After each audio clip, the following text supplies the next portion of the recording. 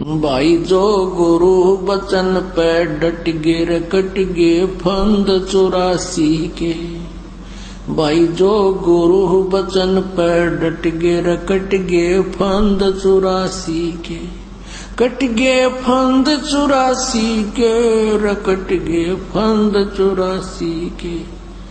भाई जो गुरु बचन पे डट गे रकट गे फंद 84 के। कर जोरूं विनती करूं धरूं चरण पर शीश। गुरु राम देवानंद जी महाराज ने दियो नाम बख्शीश। कोटि कोटि सिजदा करूं कोटि कोटि प्रणाम। चरण कमल में राखियो मैं बंदी जाम गुलाम।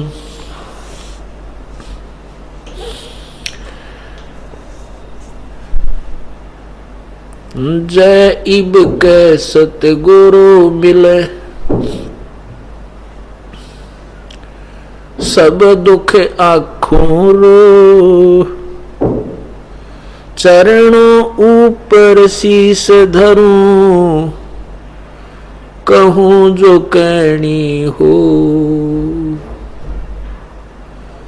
गुरु जी तुम ना भूलियो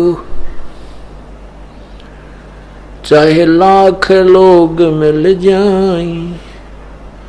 हमसे तुमको बहुत है तुमसे हमको नहीं। तुम्हारे विसारे क्या बने मैं किसकी शरण में जाऊं। शिव विरंच मुनि नारदा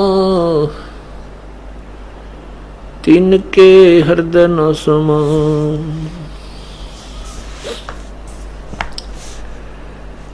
अवगुण किए तो बहुत किए करत न मानी हार। बावे बंदा बख्श दियो बावे गर्दन उतार। अवगुण मेरे बाप जी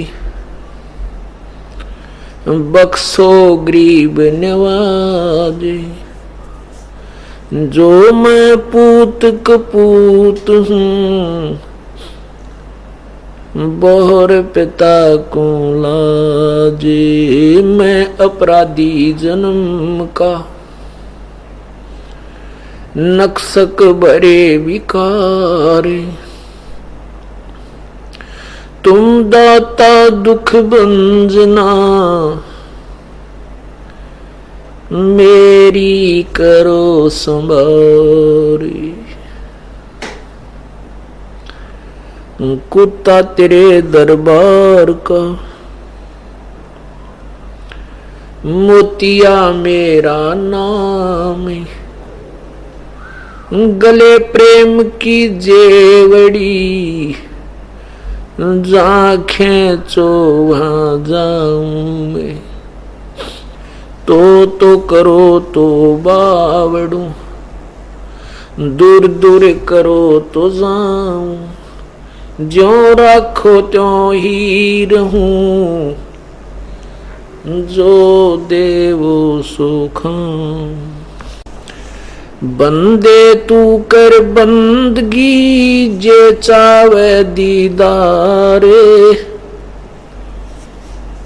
अवसर मानुष जन्म का भाई मिले न बारंबार। मानुष जन्म पाके जो नहीं रटे हरि नाम। जैसे कुआ जल बिना फिर बनवाया क्या काम। कबीरा वो दिन याद करो ऊपर पग नीचे शीश। मृत मंडल में आके इब भूल गया जगदीशी।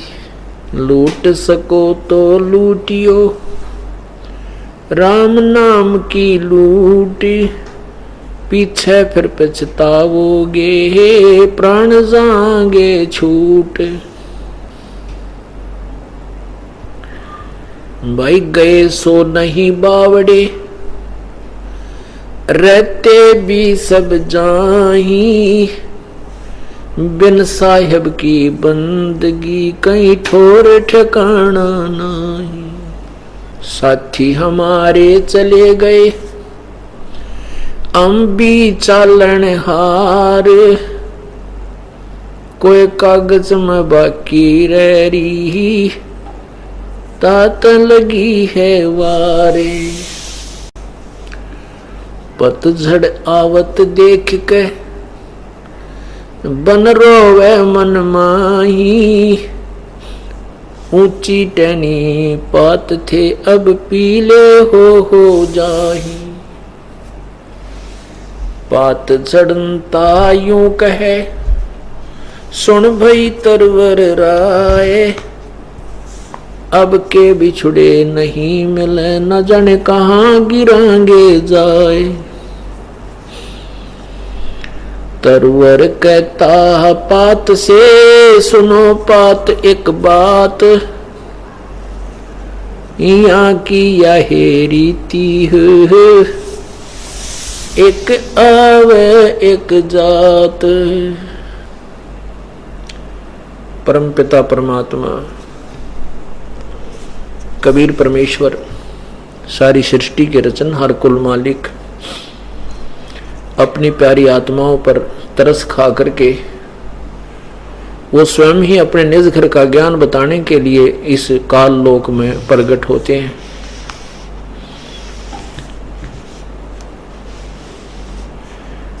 जब वो परमात्मा आते हैं तब तक काल भगवान ने, यहाँ के मालिक ने, ब्रह्मा विष्णु महेश के पिता ने पूरे विश्व को अज्ञान से ओत प्रोत कर रखा होता है।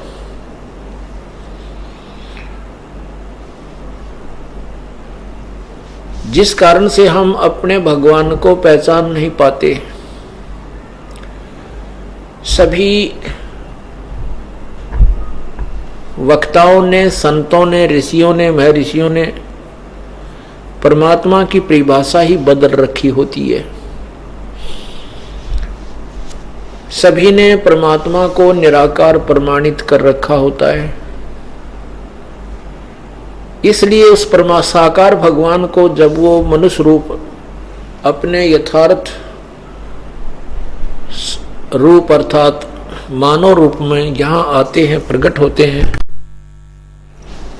अपने यथार्थ रूप में अर्थात मानव रूप में जब वो यहाँ प्रकट होते हैं, अपने वास्तविक शरीर को एक हल्के तेजपुंज के ओवरकोट अर्थात शरीर से ढक कर आते हैं।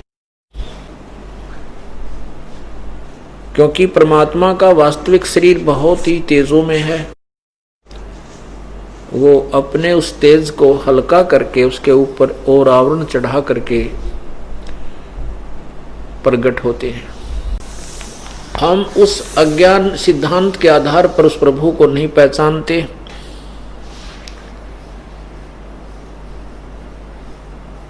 वो परमात्मा आकर के हमें तत्व ज्ञान समझाता है।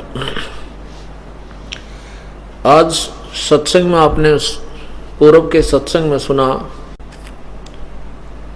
कि कोटि जन्म तो भरमत हो गए कुछ ना हाथ लग्या रे। कुकर सुकर खरबा बोरे कौआ हंस बुगारे। कोटि जन्म तू राजा के ना मिटी न मन की आशा। भिक्षुक होके दर दर घूम्या ये मिला ना निर्गुण रासा। इंद्र कुबेर इसकी पदवी ब्रह्मा वरुण धर्मराया। विष्णुनाथ के पुर को जाकर तू फिर भी वापिस आया। असंग जन्म तन मरत्या हो गए जीवित क्यों ना मरे रे। द्वादश मध्य महल मठ बोरे बहुर न दे धरे रे। दोजक भीष्ट सभी ते देखे राजपाट के रसिया, और तीन लोक से तरपत नाही ये मन भोगी खसिया। सतगुरु मिले तो इच्छा मेटे पदमल पदे समाना, और चल हंसा उस लोक पठाऊं जो आधी अमर अस्थाना। चार मुक्ति जहां चंपी करती माया होरी दासी, दास गरीब अभय पद पर से वो मिले राम अविनाशी। आज सुबह के सत्संग में इसी अमृतवाणी का उल्लेख किया, उसका विस्तार से आपको समझाया। अब जैसे भी कोई साधना कर रहा है, जैसे मार्कंडेय ऋषि जी साधना कर रहे थे, उन्होंने ब्रह्मलोक को ही फाइनल अंतिम उपलब्धि मान रखी थी। ब्रह्मलोक प्राप्त करना अर्थात स्वर्ग, महास्वर्ग को प्राप्त करना ही अंतिम उपलब्धि, अंतिम उद्देश्य मान रखा था। और उसकी प्राप्ति के लिए भी उन्होंने साधनाएं शास्त्र विरुद्ध की, हठ योग किया। उससे कुछ सिद्धियां आ जाती हैं। स्वर्ग महास्वर्ग प्राप्ति कुछ समय के लिए वहां उनका निवास होता है, उसके बाद अपने पुण्यों को समाप्त करके ये फिर वापस मृतलोक में आ जाते हैं। जैसा कि अभी तक जिस भी वेदों के ज्ञाता के मुखारविंद से या उनके करकमलों से लिखे हुआ कोई उनका कोई पुस्तक देखा या उनके वचन सुने, उन्होंने केवल एक ओम नाम को ही उत्तम माना, और फिर भी अज्ञानतावश अन्य साधना ही करते रहे। कहते कुछ थे, करते कुछ रहे, क्योंकि उनको वो संशय रहित नहीं थे, वो भी संशय में थे, डाउटफुल थी उनकी अपनी भी थ्योरी। इसी कारण से वो काल के जाल से नहीं निकल सके। गीता ज्ञानदाता अध्याय नंबर 11 के श्लोक नंबर 47-48 में स्पष्ट करता है कि ये मेरा वास्तविक स्वरूप है, मैं ऐसा हूं, क्योंकि काल, ये ब्रह्म, ये काल इसका वास्तविक रूप है। बाकी अन्य रूप ये ब्रह्मा बना लेता है, विष्णु बना लेता है, शिव बना लेता है। लोग भ्रम में पड़ जाते हैं, साधक भ्रम में पड़ जाते हैं, जिस कारण से इसके पुत्र ब्रह्मा विष्णु महेश की उपासना में ही ये लगे रहते हैं। इस काल भगवान ने कसम खाई है, प्रतिज्ञा की हुई है कि मैं अपने यथार्थ रूप में कभी किसी को दर्शन नहीं दूंगा। दर्शन क्यों नहीं देगा? क्योंकि इसका बड़ा भयंकर रूप है, और ये एकांत में छुप करके ये सब 1 लाख प्राणियों को नित्य खाता है, आहार करता है। गीता जी अध्याय नंबर 11 के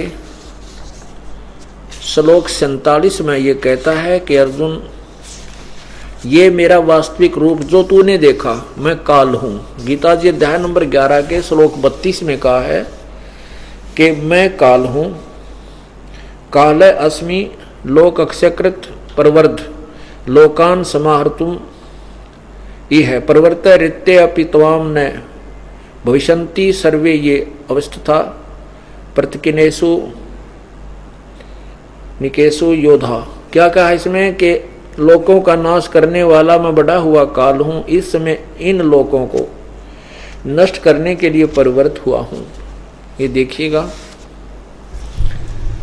पवित्र गीता जी, श्रीमद् भगवत गीता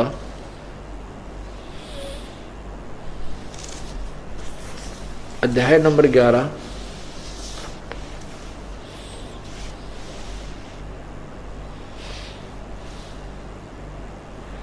श्लोक 32 में कहा है, लोकों का नाश करने वाला बड़ा हुआ ये काल है, यानी काल हूं, ये महाकाल लिखा उन्होंने।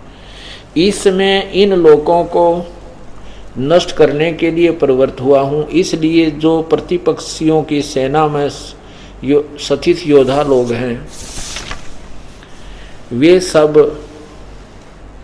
वे सब तेरे बिना भी नहीं रहेंगे, अर्थात तेरे युद्ध न करने से भी इन सब का नाश हो जाएगा। ये तो कंसेप्ट क्लियर हो गया कि गीता बोलने वाला काल है। और आगे देखिएगा, गीता अध्याय नंबर 11 के श्लोक 21 में, 20 और 21 में, ये अध्याय नंबर 11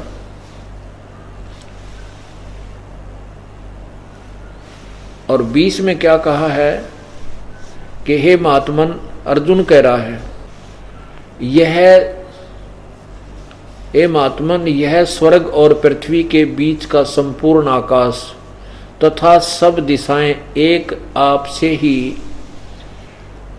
परिपूर्ण हैं तथा आपके इस अलौकिक और भयंकर रूप को देखकर तीनों लोग अति व्यथा को प्राप्त हो रहे हैं, अर्थात बड़े दुखी हो रहे हैं। अब 21 में क्या कहा, वे ही देवताओं के समूह आप में प्रवेश करते हैं, अर्थात आप इन देवताओं को भी खा रहे हो, और कुछ भयभीत होकर हाथ जोड़कर आपके नाम और गुणों का उच्चारण करते हैं तथा महर्षि और सिद्धों के समुदाय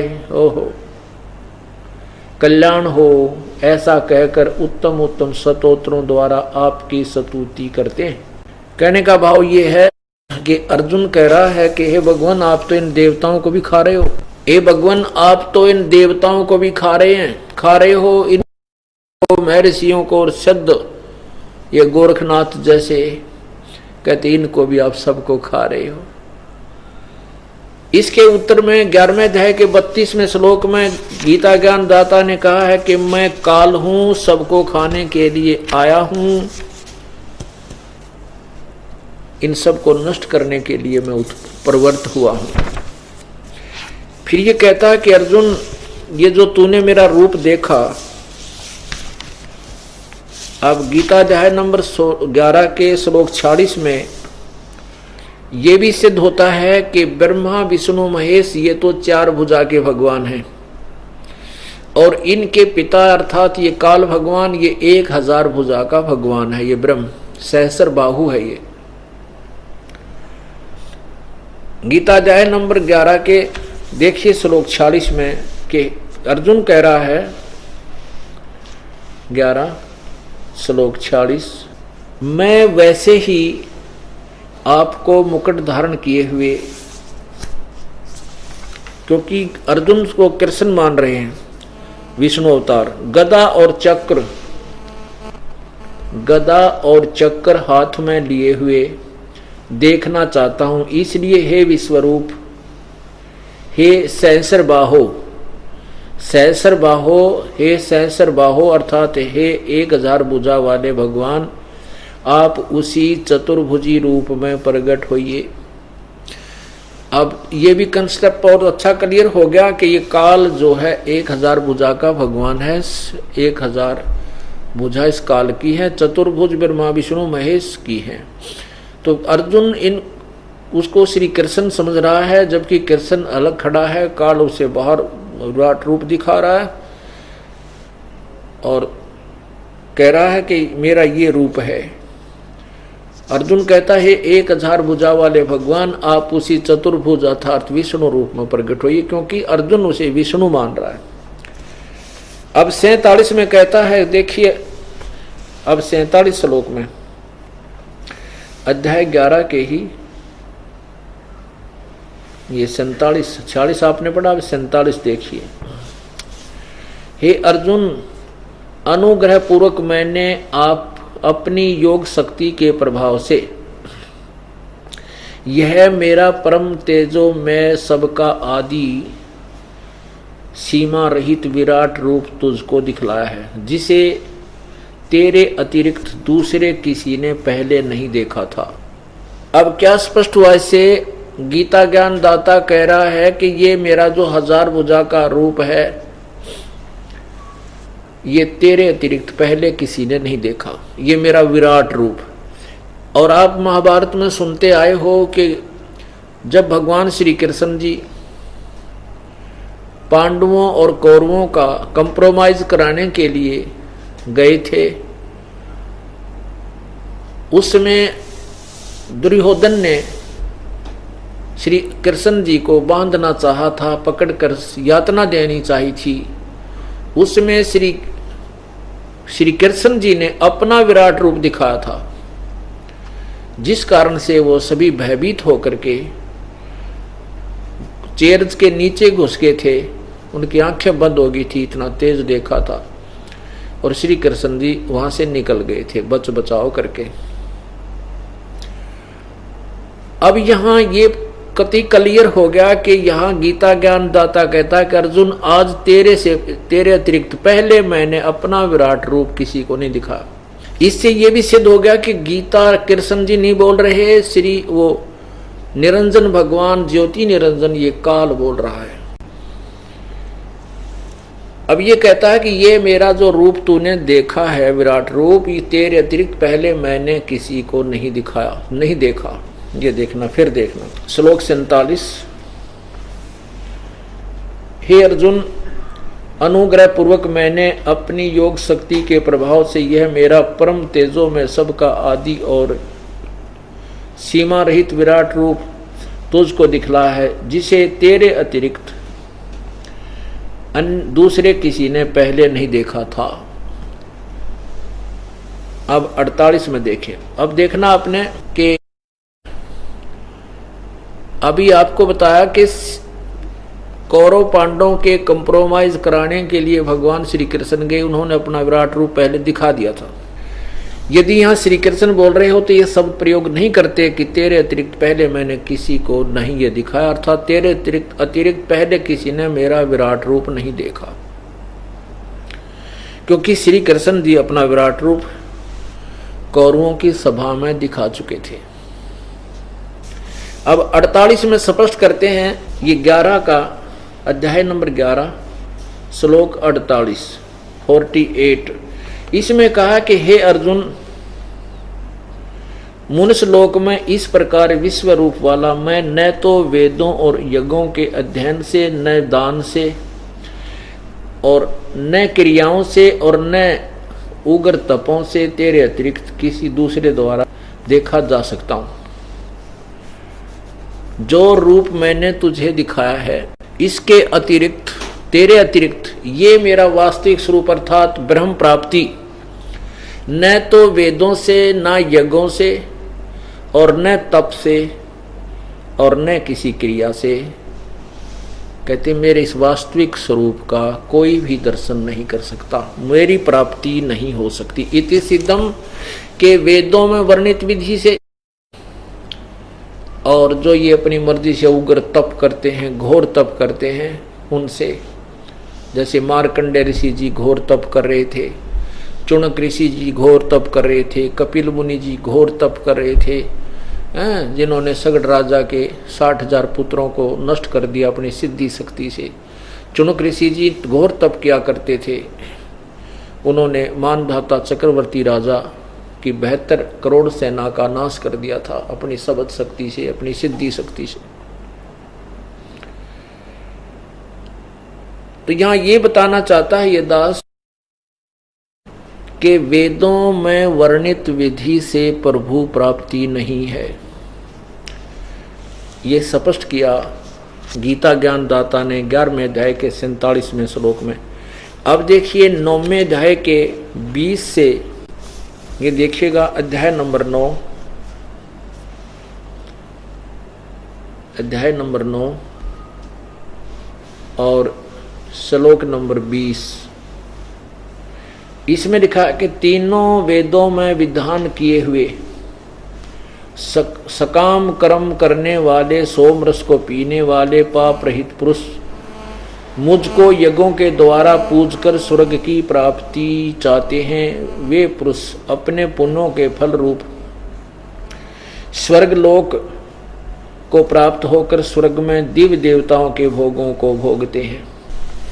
आगे देखना 21 में, 9 के 21 में, वे उस विशाल स्वर्ग को भोगकर पुण्य क्षीण होने पर मृत्यु लोक को प्राप्त होते हैं। इस प्रकार स्वर्ग के साधन स्वरूप तीनों वेदों में कहे त्रिय धर्मम, तीनों वेदों में कहे हुए सकाम कर्म का आश्रय लेने वाले और भोगों की कामना करने वाले पुरुष बार बार आवागमन को प्राप्त होते हैं, अर्थात पुण्यों के प्रभाव से स्वर्ग जाते हैं और अक्षीण होने पर, पुनः क्षीण होने पर मृत्यु लोक में आते हैं। अब ये काल भगवान क्या कह रहा है कि वेदों में वर्णित विधि से स्वर्ग, महास्वर्ग आदि की प्राप्ति होती है और वहां देवताओं के ही भोगों, देवताओं के पदवी को प्राप्त करके, दिव्य देवताओं की पदवी प्राप्त करके ये वापस आवागमन अर्थात जन्म मृत्यु के अंदर ही रहते हैं। अब दूसरा प्रमाण ये देते हैं कि मेरे अतिरिक्त यदि कोई अन्य की पूजा करता है, अन्य देवताओं की, तो उनको वो अविधि पूर्वक है। अब देखना 22 में क्या कहा है, अध्याय नंबर 9 के और मंत्र नंबर 22 में का जो अनन्य प्रेमी भक्तजन मुझ परमेश्वर को निरंतर चिंतन करते हुए निष्काम भाव से बजते हैं, उन नित्य निरंतर मेरा चिंतन करने वाले पुरुषों का योग अक्षय मैं स्वयं प्राप्त करता हूँ। वाहमी माने वहन करता हूँ। क्या कहता है कि जो परमात्मा प्राप्ति का प्रयत्न कर रहे हैं, क्योंकि परमात्मा प्राप्ति का प्रयत्न चेष्टा वही व्यक्ति करते हैं, वही साधक करते हैं जो पहले किसी जन्म में परमात्मा की साधना कर रहे होते हैं, उनके अंदर आज भी कसक है। तो उनके योग अक्षेम की उस भक्ति की रक्षा, जैसे कोई आपत्ति भगत पर आती है तो कुछ ये स्वयं भी उनका जो है सहयोग देते हैं, रक्षा करते हैं। तो यहाँ ये कहने का तात्पर्य कि उनकी मैं रक्षा करता हूं। आगे देखना, अब 23 में कहा कि हे अर्जुन, ये अध्याय नंबर 9 का, अध्याय नंबर 9 का श्लोक 23 में कहा कि हे अर्जुन, यद्यपि श्रद्धा से युक्त जो सकाम भक्त, जो भक्त, सकाम शब्द नहीं है इसके साथ, ये माने जो भक्त दूसरे देवताओं को पूजते हैं, देवताओं को पूजते हैं, वे भी मुझको ही पूजते हैं, किंतु उनका वह पूजन अविधि पूर्वकम, अविधि पूर्वक अर्थात अज्ञान पूर्वक है। यहां क्या कहा है कि हे अर्जुन, जो श्रद्धालु श्रद्धा से युक्त होकर अन्य देवताओं की पूजा करते हैं, वो परमात्मा प्राप्ति ही समझकर प्राप्ति के लिए ही प्रयत्न कर रहे हैं। वो क्या कहा कि वो मुझे ही भज रहे हैं, मुझे ही भजते हैं। दूसरे देवताओं की जो पूजा करते हैं वो मुझे ही पूजते हैं, क्योंकि वो परमात्मा प्राप्ति ही के लिए प्रयत्न कर रहे हैं अन्य देवताओं की पूजा करके, जो कि नहीं हो सकती। इसलिए कहा कि वो मुझे ही पूजते हैं, परंतु उनका अन्य देवताओं की पूजा करके परमात्मा प्राप्ति का प्रयत्न अविधि पूर्वक अर्थात शास्त्र विधि त्याग कर शास्त्र विरुद्ध है, मनमानी पूजा है। अब आगे देखना, अध्याय नंबर 9 के ही और श्लोक नंबर 24 में कहा है,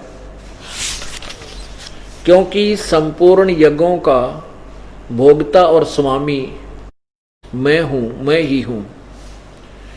वे मुझ परमेश्वर को, वो मुझको तत्व से नहीं जानते, इसलिए गिरते हैं और पुनर्जन्म को प्राप्त होते हैं। अब इसका क्या अर्थ बनता है? गीता ज्ञानदाता कहता है कि जिनको तत्व ज्ञान नहीं है वो मुझे नहीं समझते कि मेरा पूजन करने वाला भी मोक्ष प्राप्त नहीं करता, इसलिए वो पूर्ण संत की शरण में ना जा करके वो भी जन्म मृत्यु में के चक्कर में रहते हैं।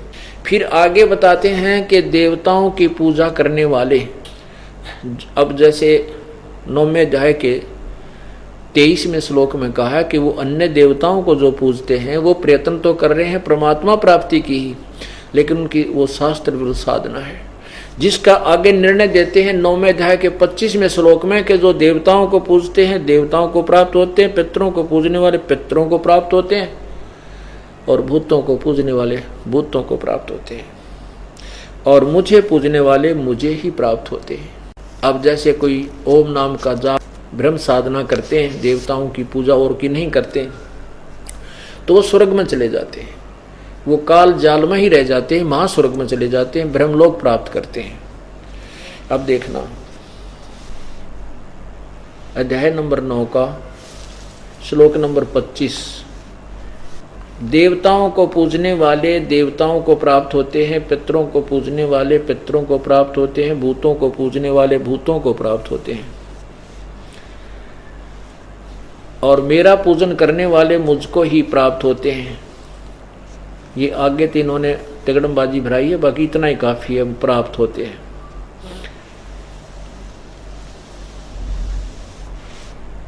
अब इससे क्या बात स्पष्ट हुई कि वेदों अनुसार साधना करने वाले प्राणी परमात्मा प्राप्ति नहीं कर सकते, क्योंकि तीनों वेदों में वर्णित, क्योंकि चौथा वेद जो अथर्ववेद है वो सृष्टि रचना उसके अंदर ज्यादा है, शेष ज्ञान अन्य वेदों वाला ही मिलता जुलता है। इसलिए यजुर्वेद, ऋग्वेद और सामवेद इन तीनों को ही भक्ति के विषय में वेद माने जाते हैं, भक्ति मार्ग के।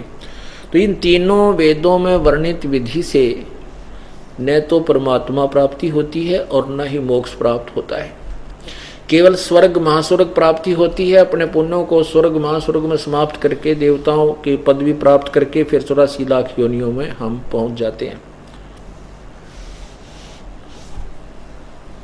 परमात्मा आकर के हमें ये ज्ञान बताते हैं कि फिर वो पूर्ण मोक्ष होगा कैसे आपका, उसके लिए वो स्वयं प्रकट होते हैं और पूर्ण मोक्ष मार्ग को अपने साधारण भाषा में, सिंपल लैंग्वेज में, कबीर वाणी में, कबीर ग्रह, कबीर वाणी में उच्चारण करके बोल बोल के सुनाते हैं। जब वो परमात्मा यहाँ आते हैं तो हम उनको एक कवि मान लेते हैं, क्योंकि हम परमात्मा की रॉन्ग डेफिनेशन से बहुत ज़्यादा प्रभावित होते हैं। हम परमात्मा को निराकार मानते हैं, जबकि वेद साक्षी हैं कि परमात्मा साकार है, वो मनुष्य सदृश है। ये सभी पवित्र धर्मों के सद्ग्रंथ गवा देते हैं, साक्षी हैं। और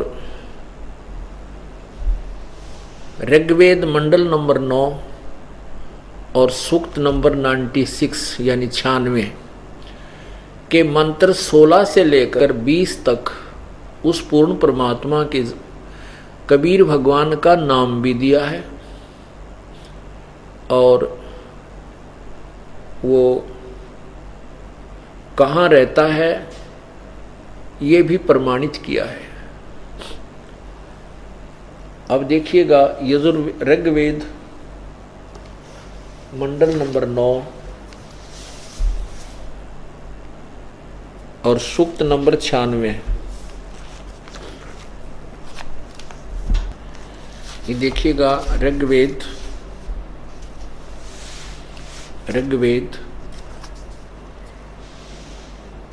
मंडल नंबर 9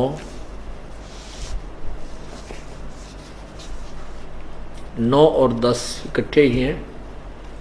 इस पे फीत मोहर लगाई है महर्षि दान सरस्वती। और ये कहाँ से छपे हैं ये देखिएगा। प्रकाशक हैं सार्वदेशिक आर्य प्रतिनिधि सभा, महर्षि दान भवन, रामलीला मैदान, नई दिल्ली 2, फोन नंबर इतने इतने। और कहाँ से? ऋग्वेद आर्य भाषा भाष्य महर्षि दान सरस्वती कृत, ये कहते हैं दयानंद जी द्वारा की गया है, क्योंकि इसके नाम से ये व्यक्ति गणे थे। स्वामी दयानंद की मोर लाए पातशाह वेद व्यक्ति ज्यादा थे, इसलिए इन्होंने 9-10 मंडल पर भी अपनी दुकान चलाने के लिए इन आर्य प्रतिनिधि लोगों ने दयानंद जी की मोहर लगा दी कि स्वामी दयानंद के द्वारा भाष्य इसका अनुवाद है, लेकिन ये 9 और 10 मंडल स्वामी दयानंद जी का अनुवादित नहीं है, ये अन्य आर्य आचार्यों के द्वारा अनुवादित है। फिर भी इसके ऊपर दृष्टिकोण गाइडलाइन स्वामी दयानंद जी वाली ही अपनाई गई है। अब देखना, लेकिन फिर भी सच्चाई को नहीं छुपा सके। ये कहाँ से छपे हैं? मुद्रक हैं Prince offset printers, 1510 Pataudi house, Daryaganj, नई दिल्ली। फोन इतना। अब इसमें ये क्या बता रहे हैं देखिएगा। ये है ऋग्वेद मंडल नंबर 9 सूक्त 96, और इसका प्रथम ही ये मंत्र है, 16 मंत्र। 16 में क्या कहा इन्हीं के द्वारा सुनिएगा, इन्हीं के शब्दों में पढ़िएगा पहले, फिर हम विचार करेंगे। कोई बालक नहीं, आज हम सभी अक्सर ज्ञान युक्त हैं। और संस्कृत और हिंदी ये देवनागरी लिपि है, आसानी से हम समझ सकते हैं, और शब्दकोश हमारे पास है। देखना, ऋग्वेद मंडल नंबर 9 सूक्त 96 का मंत्र 16, इसमें क्या कहा इन्हीं के शब्दों में इन्होंने अनुवाद किया है। हे परमात्मना, सर्वोपरि रहस्य श्रेष्ठ, ये नाम शब्द है संस्कृत में, नाम। यहाँ भी देखो ये नाम, ये संस्कृत है, सवायुध है, सब आयुध है। सूत्र भी पूयमान है, अर्थ गुह्यम चारु नाम, अभर्ष गुह्यम चारु नाम, अभिवाजम सप्तरीव सर्वास्यम भी वायु भी गा देव सोम। इसका क्या अर्थ किया उन्होंने कि हे परमात्मन, सर्वोपरि रहस्य श्रेष्ठ, जो नाम का अर्थ नाम, जो तुम्हारी संज्ञा है, अर्थात इसका भावार्थ ये समझो कि परमात्मन आपका सर्वश्रेष्ठ जो नाम, चारों माने श्रेष्ठ नाम है, जो आपका सर्वोपरि रहस्य में, सर्वोपरि रहस्य युक्त श्रेष्ठ जो नाम का अर्थ नाम ही लिख दें, जो आपका सर्वश्रेष्ठ जो गुप्त नाम है, रहस्य युक्त नाम है, आप उसका ज्ञान कराएं। कि आपका वास्तविक नाम क्या है, आप उसका स्वयं ही प्रकट होकर के पहले जैसे आते रहते हो ऐसे अपनी वास्तविकता बताएं। इसका अर्थ इन्होंने अनर्थ किया है, इसका अर्थ इस दास ने किया है। इसका अनुवाद है कि हे परमेश्वर, आप सवायुध है, सब आयुध, आयुध माने शस्त्र, अपने उस तत्व ज्ञान रूपी शस्त्र युक्त, उस अपने तत्व ज्ञान रूपी शस्त्र द्वारा आप अपने तत्व ज्ञान रूपी शस्त्र युक्त हैं, अर्थात आप ही इस अज्ञान रूपी अंधकार को खत्म नष्ट करने वाला वो शस्त्र आपके पास है, तत्व ज्ञान। उस तत्व ज्ञान रूपी शस्त्र द्वारा पूयमान है। अब देखो, इन्होंने पूयमान का अर्थ किया हुआ है कि पूजा के योग्य, जबकि पूयमान का अर्थ होता है मवाद। तो यहाँ है पूयमाने माने मवाद रूपी अज्ञान को काटें, समाप्त करें, नष्ट करें, निकालें। इस तो संसार को फोड़ा हो गया है, इस मवाद को काटें तथा स्तोत्र भी अपने उपासक को अपने गुह्यतम गुप्त सुखदायी अर्थात वास्तविक मोक्षदायक नाम, उस नाम का ज्ञान कराएं, जो आपका वास्तविक जो नाम है, जिससे मोक्ष, आपका वास्तविक नाम है और जिससे मोक्ष होता है, ज्ञान कराएं। हे अमर परमेश्वर, आपके तत्व ज्ञान की लोकोक्ति गान की कानों को अति प्रिय लगने वाली श्रुति, अर्थात श्रुति प्राण जीवनदायिनी, जो बहुत ही अति श्रेष्ठ है, उसका हमें उस अपनी अमृतवाणी का भी वो यथार्थ ज्ञान कराएं, इसका ये अर्थ है। अब ये 16वें मंत्र में ये कहा है कि आप अपने उस यथार्थ नाम का ज्ञान कराएं। आपका जो वास्तविक नाम है, जो गुप्त रहस्यमय नाम है, कि आपका कोई कुछ नाम बताता है, कोई कुछ बताता है, आपका वास्तविक नाम क्या है। तो इसमें स्पष्ट किया है कि वो कबीर नाम है उस परमात्मा का, कबीर। हम उसको कबीर बोल देते हैं, कबीर। ये देखना, अध्याय ऋग्वेद मंडल नंबर 9 और सूक्त 96 यानी 96, ये देखना, ये 16वां आपने देखा। ये खुद कहते हैं परमात्मन सर्वोपरि रहस्य, सर्वोपरि रहस्य श्रेष्ठ नाम जो आपकी संज्ञा। यह लिखना है चाहिए कि जो आपका श्रेष्ठ नाम माने नाम है, आप उसका ज्ञान कराएं, बस, दैट्स ऑल। इसमें उलझाने की आवश्यकता ही नहीं है, सीधा सार्थ बनता है कि आपका जो रहस्यमय गुप्त वो सबसे श्रेष्ठ नाम है, उसका ज्ञान कराएं। अब 17वें में वो ज्ञान कराया जा रहा है, देखना, इन्हीं के द्वारा अनुवादित शिशुम जज्ञानम। अब शिशुम, जब परमात्मा प्रकट होता है शिशु रूप धारण करता है, और वो शिशु रूप धारण करता है तो उसमें कुंवारी गायें उसका पालन पोषण करती हैं। ये देखना, अब ये क्योंकि उसी परमात्मा के विषय में ये सब चर्चा चल रही है। ये देखो, ऋग्वेद मंडल नंबर 9 और सूक्त नंबर 1 और मंत्र नंबर ये 9 है, ये 9। इसमें क्या लिखा है कि इमम, अभी इमम, ये है उस इमम माने उस, सोम माने सोम स्वभाव वाले, सोम माने परमात्मा लिखना था, सोमम माने परमेश्वर, क्योंकि सोम माने सैकड़ों जगह इन्होंने लिखा है सोम माने परमात्मा, सोम माने परमात्मा। तो यहां उसी सोम की तरफ है। ये देखो, अध्याय मंडल नंबर 9 के सूक्त 12 के और मंत्र नंबर 3 में इन्होंने अपने कर कमलों से सोम, आनंद का देने वाला सोम स्वभाव परमात्मा, यानी सोम माने परमात्मा। तो यहां हम ये देखो 12 के, यही 12 के 9 के मंत्र 12 सूक्त 12 में और मंत्र 8 में स्पष्ट किया है। 8 में ये 11 का है, 12 आगे शुरू होता है।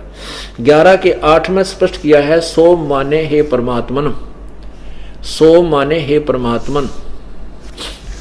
तो हम यहां सोम माने इन्होंने सोम स्वभाव वाले फलान दकड़ कर, हम इसको सीधा लेते हैं कि उस, ये देखो, इमम माने इस, उस, सोम माने परमात्मा के, परमात्मा को, पुरुष को, श्रद्धालु पुरुष को या परमात्मा को, शिशुम कुमार अवस्था में ही सब प्रकार से अधन्य, अहिंसनीय, अहिंसनीय यानी कंवारी, अहिंसनीय यानी अधन्य बिना धनाई। हमारे वहां रोहतक जिले में तो जो नए दूध ना हुई हो उसको क्या करें, या बिना धनाई है, अधन्य, यानी वही शब्द यहां प्रयोग किया है कि बगैर नए दूध कभी भी ना हुई हो, अर्थात कंवारी, सब प्रकार से अधन्य, अधन्य ऐसे अहिंसनीय, यानी इन्होंने लिखना उल्ट पटांग इसलिए जरूर था कि उलझाना चाहते थे। धेनव माने गायें, यहां हम सीधा लिख दें कि वो कंवारी गायों उसे तृप्त करती हैं। यहां क्या है कि उससे उस शिशु रूप में प्रगट, हम ये अर्थ करते हैं इसका, उस शिशु माने शिशु रूप में प्रगट परमात्मा अमर पुरुष का, सोम, उस परमेश्वर का पालन पोषण अभी पूर्ण रूप से, अभी अधन्य पूर्ण रूप से, अभी अधन्य माने पूर्ण रूप से कंवारी, यानी बिल्कुल ऐसे अहिंसनीय, कंवारी धेनु माने गायें उसको तृप्त करती हैं, शृणंती माने तृप्त करती हैं, उसका पालन पोषण करती हैं।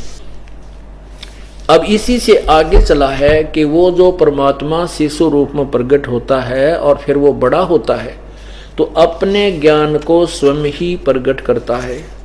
ये देखिएगा अध्याय नंबर मंडल नंबर 9 का सूक्त 96 और मंत्र। अब हम 17 देखते हैं। 16 तो आपने देखा कि इस नाम के विषय में जानकारी है। अब 17 में इसमें कहा कि शिशुम जगानम जगानम हरियंतम मर्जंती शुभंती वहीन मरुतो गणेन। कबीर, ये देखो ये कबीर ऊपर रह है गय के ऊपर गिर, और ये रह है भय के ऊपर ई की मात्रा के ऊपर अर्ध रह, तो यहां कबीर गिर भी। कावेना कबीर, ये अपसर्ग जो लगे हैं इसको हम कबीर भी बोल सकते हैं। कबीर जैसे पुनर, तो ये कबीर संत सोम पवित्र अत्यति रेभन। यहां देखना इन्होंने क्या अर्थ किया है। शिशुम उस परमात्मा को जो सदा प्रगट है, ज्ञानम जो सदा प्रगट है, तो जो अत्यंत कमनीय है उसको उपासक लोग बुद्धि विषय करते हैं, उसकी स्तुति द्वारा उसके गुणों का वर्णन करते हैं, और विद्वान लोग उस गतिशील परमात्मा का गुणों के गणों द्वारा वर्णन करते हैं। और वह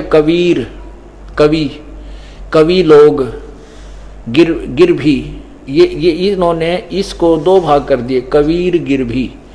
अब यू र ऊपर है, इसकी दो अलंत लगा दिए यहाँ पर, कबीर और गिर भी। यहाँ कवि लोग, अब इसको हम लिखते हैं कबीर, यहाँ केवल कबीर लिख लें, कबीर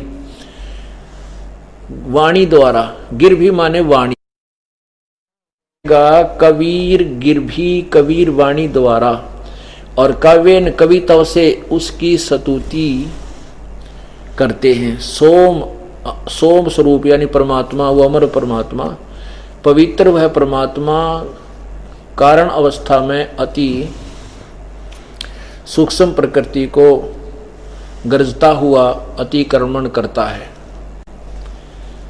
इन्होंने तो गुड़ का गोबर करण का ठेका ले रखा था। इसका सीधा सार्थ बनता है कि वो जो परमात्मा शिशु रूप में प्रकट होता है, जब वो बड़ा हो जाता है तो अपनी महिमा को वो कबीर परमात्मा, कबीर वाणी, कबीर गिरभी, कबीर वाणी। अब जैसे अब ये यजुर्वेद है पुण्यात्माओं, आज जो ये ज्ञान चला तत्व ज्ञान, ये कोई बालक बुकाने वाला नहीं है, और ना ही अब कोई इस बहकावे में आ सकेगा, क्योंकि हम पहले इतने भ्रमित हो चुके हैं कि आंखों देखे बिना हम किसी बात को स्वीकार नहीं कर सकते। अब जैसे इन्होंने कवि रे हटा दिया, कबीर गिरभी के दो पार्ट कर दिए, कवि का आगे दो अपसर्ग लगा दिए, कोई बात नहीं। व्याकरण दृष्टिकोण से अगर ऐसा भी माने तो हम वह को तो वह बोलते हैं अपनी भाषा में, अंडरस्टूड है ये। तो परमात्मा ने हमारी भाषा में ही ज्ञान दिया है। अब जैसे ये यजुर्वेद है, ये देखिएगा ये यजुर्वेद है। अब इसको इस रे को अगर हम हटा दें और यहाँ पर दो अपसर्ग लगा दें, ये देखिएगा ये परमेश्वर के सार संदेश में बहुत ही अच्छी तरह निर्णायक तरीके से समझाया गया है दूसरे अध्याय में। ये देखिएगा ये यजुर्वेद है जो आपको अभी दिखाया, ये यजुर्वेद समझिए, ये यजुर्वेद है। और इसको यजु जमा में वेद, ये देखो। अब पवित्र यजुर्वेद की महिमा कहें कि प्रभु की यज्ञ स्तुतियों की ऋचाओं का भंडार है, बहुत अच्छी विधि वर्णित है, एक अनमोल जानकारी है। और यह लिखें नहीं कि वह यजुर्वेद है तो अपितु यजुर्वेद का अर्थ लिख दें कि यज्ञ स्तुतियों का ज्ञान तो उस वस्तु पवित्र पुस्तक को कैसे पाया जा सके? जैसे वेदों में जो कबीर शब्द है, इन्होंने कवि का अर्थ लिख दिया, कहीं सर्वज्ञ लिख दिया। और अब कवि का अर्थ सर्वज्ञ नहीं हो सकता, क्योंकि अगर सर्वज्ञ है तो वो कवि नहीं, क्योंकि कवि सर्वज्ञ नहीं हो सकता। सर्वज्ञ भी परमात्मा ही हो सकता है। अब मान लीजिए यजुर्वेद की महिमा कहीं लिखी हो संस्कृत में, और उसको उस जहां लिखा हो कि वह जो मैं ज्ञान सुना रहा हूं वो महिमा यजुर्वेद में है, और यजुर्वेद ये लिखे नहीं कि वो यजुर्वेद है जिसके विषय में मैं जानकारी दे रहा हूं, और ये लिख दे यज्ञ स्तुतियों का स्रोत, बस, तो वो यज्ञ स्तुतियों का स्रोत लिखने में से उस पुस्तक को प्राप्त नहीं कर सकते हम यजुर्वेद को। ये लिखना पड़े, जहां यजु लिखा है, यजु और दो अपसर्ग लगी हैं यजुर, तो भी लिखना पड़ेगा स यजुर्वेद है, वो यजुर्वेद है जिसके बारे में मैं बता रहा हूं। यजु भी लिखा, यजुम भी लिखा तो भी। ऐसे ही वेदों में जहां कबीर और कवियम आदि शब्द लिखे हैं, वो कबीर परमेश्वर का ही बोध है। और कुछ स्थानों पर कवियम वो कविताओं के लिए ही जो ना प्रयोग किया जाता है, वो अलग विवरण। अब देखो, जैसे भी ये कबीर देव है, अब ये यजुर्वेद है, यजुर्वेद, तो भी यही पवित्र पुस्तक यजुर्वेद का ही बोध है। ठीक इसी प्रकार चारों पवित्र वेदों में लिखा है कि वह कबीर देव, कबीर परमेश्वर है जो सर्वशक्तिमान, जगत पिता, जगत गुरु, सर्वसृष्टि रचनहार, कुल मालिक तथा पाप विनाशक व काल कारागार से छुटाने वाला बंदी छोड़ है। इसको कबीर देव लिखें तो भी कबीर परमेश्वर का बोध है। इसको कवि प्लस में देव लिखें, कबीर देव, ये कबीर प्लस देव लिखें तो भी कबीर परमेश्वर का अर्थात कबीर प्रभु का ही बोध है। तो यही हमने समझना इस तत्व ज्ञान को। तो यहां इन्होंने कबीर को अलग लिख दिया। ये देखिएगा, ऋग्वेद मंडल नंबर 9 सूक्त 96 का 70वां श्लोक है।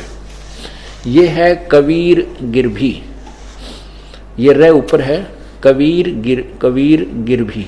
तो इन्होंने यहां नीचे इसके 2 पार्ट कर दिए, कोई बात नहीं। यहां लिख दिया कबीर और गिरभी, गिरभी का अर्थ लिख दिया वाणी द्वारा, और कबीर अगर हम लिख दें यहां कबीर बस, और कबीर वाणी द्वारा, और ये फिर इसमें 2 बार कबीर लिखा है। कबीर गिरभी कावेना कबीर, ये कबीर। संत सोम, वो अमर परमात्मा जो संत रूप में आता है, वो कबीर ही वास्तव में पूर्ण परमात्मा है। और वो अपनी कबीर गिरभी, कबीर वाणी द्वारा, कविताओं, कावेना माने कविताओं के माध्यम से अपनी महिमा, रेभन माने ऊंची आवाज में बोल बोल कर सुनाता है। जब वो परमात्मा शिशु रूप में प्रकट होता है, जब वो बड़ा होता है, अपनी महिमा कबीर वाणी के द्वारा, वो कबीर संत रूप में, वो अमर परमात्मा कबीर रूप में, संत रूप में आता है, और अपनी महिमा को कबीर वाणी के द्वारा ऊंची आवाज में पवित्रता के साथ गरजता हुआ उच्चारण करता है, गरजता हुआ, बोलता हुआ। कहते हैं, कहता हूं कई जाते हूं, कहूं बजा के ढोले, श्वास जो खाली जात है भाई 3 लोक का मोले। वेद प्रमाण करते हैं वो परमात्मा अपनी महिमा कविताओं के माध्यम से स्वयं ही आवाज लगा लगा कर बोलता है, कितना वो खड़ा होकर के, वो होता परमात्मा ही है। और अपनी महिमा को कविताओं के माध्यम द्वारा बोलना है, वो पद्य भाग में उच्चारण करने से वो कवि कहलाता है, कवि प्रसिद्ध हो जाता है, लेकिन वो होता है भगवान ही। आपने इसमें देखा ऋग्वेद मंडल नंबर 9 सूक्त 96 के मंत्र 17 में कि वो परमात्मा कबीर है।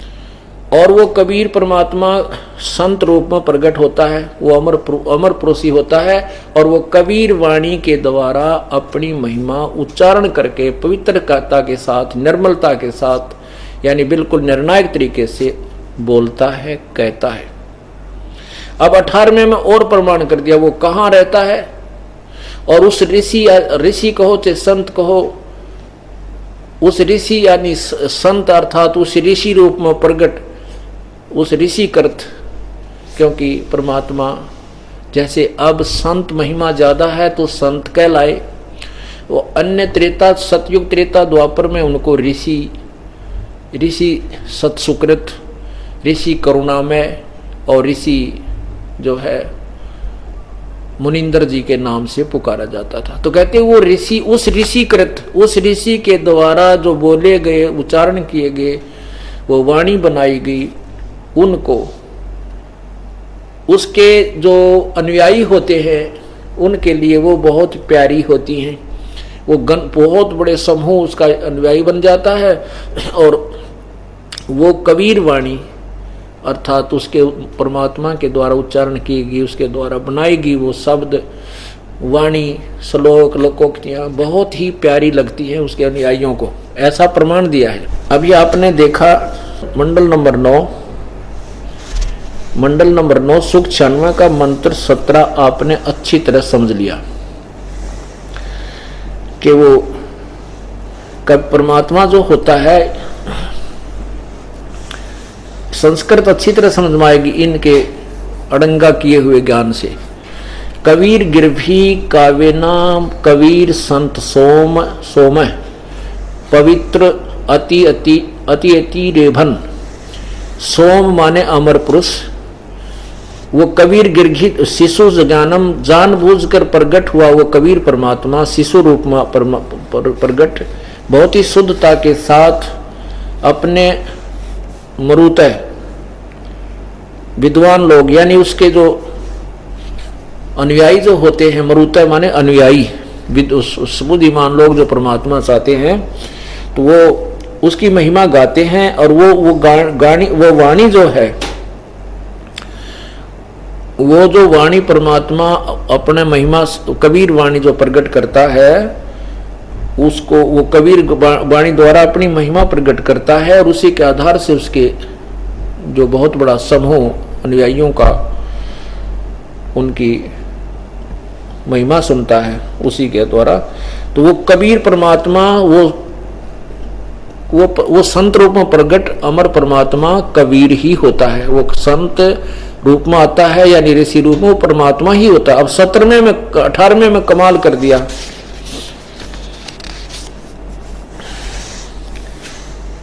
ये देखिएगा अध्याय सूक्त मंडल नंबर 9 का सूक्त 96 मंत्र 18।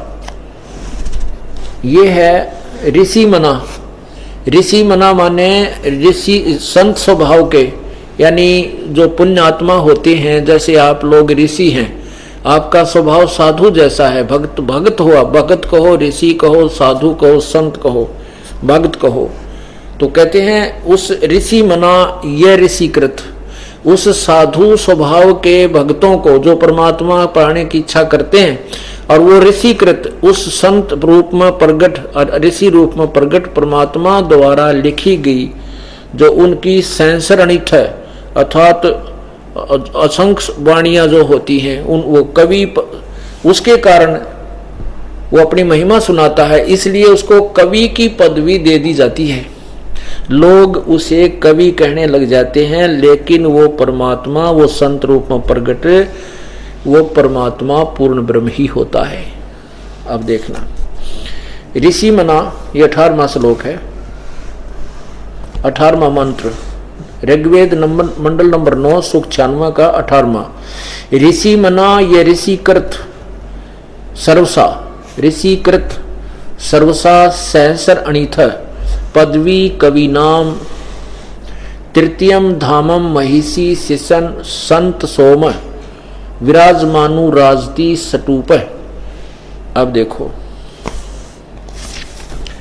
इसका अनुवाद इन्होंने कहा है कि सोम, बिल्कुल ठीक है। सोम माने सोम स्वरूप परमात्मा, अमर रूप परमात्मा, जिसके बारे में 17वें श्लोक मंत्र में कहा गया है, वो सोम स्वरूप अथ अमर परमात्मा पालन की इच्छा करता हुआ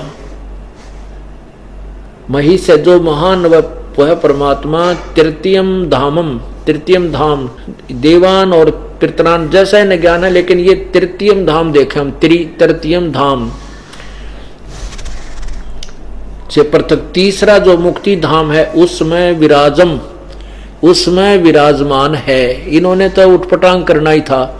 इसका सीधा अर्थ है कि तृतीय धामम विराजम, तीसरा जो मुक्ति धाम है उसमें विराजमान है, उसमें रहता है। विराजमान है तो एक देशीय है और साकार है।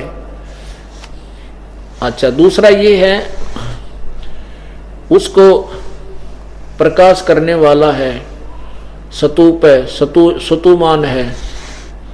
अब सतूप का अर्थ होता है सटूप, ये सतूप नहीं है, ये सटूप है। ये देखना नीचे, यहां देखना, ये सटूप है, सटूप। इसको सटूप का अर्थ होता है गुंबज। सटूप माने गुंबद होता है, ये गोल आकार का गुंबद, मंदिर नुमाना। तो इसका अर्थ है वो परमात्मा उस तीसरे धाम यानी सतलोक में एक बहुत ऊंचे सिंहासन पर एक सटूप माने उसमें एक गुम्मद के अंदर विराजमान है, तेजो में शरीर युक्त है, विराट है। विराजम विराजमान राजती, विराजम अनुराजती, राजती माने तेजो में शरीर युक्त है। इसका अर्थ ये बनता है जो इस दास ने किया है, क्योंकि जिसको मौखिक वास्तविक ज्ञान नहीं सृष्टि रचना का, तो वो किसी भी सदग्रंथ का अनुवाद नहीं कर सकता। जैसे रामायण का मौखिक ज्ञान नहीं जिस व्यक्ति को, विदेशी व्यक्ति को, और उसने हिंदी सीख ली हो किसी तरह, चौपाइयां पढ़कर वो उसका अनुवाद नहीं कर सकता जब तक उसको रामायण का पूर्ण मौखिक ज्ञान ना हो। अब देखना, अब इस दास के द्वारा किया हुआ अनुवाद आप पढ़िएगा, प्रेमपूर्वक देखिएगा। ये है ऋग्वेद मंडल नंबर 9 सूक्त 96 मंत्र 17। ये है शिशुम जगानम हरियम तम मर्जंती सुबंती वहीन मरुति गणेन कबीर गिरभी कावेना कबीर संत सोम पवित्रम अतेति रेभन। क्या अर्थ है? पूर्ण परमात्मा हरे शिशुम मनुष्य के बच्चे के रूप में जगानम जानबूझकर प्रकट होता, अर्थात अपने तत्व ज्ञान को तम मनुष्य में मर्जंती निर्मलता के साथ सुभंती उच्चारण करता है।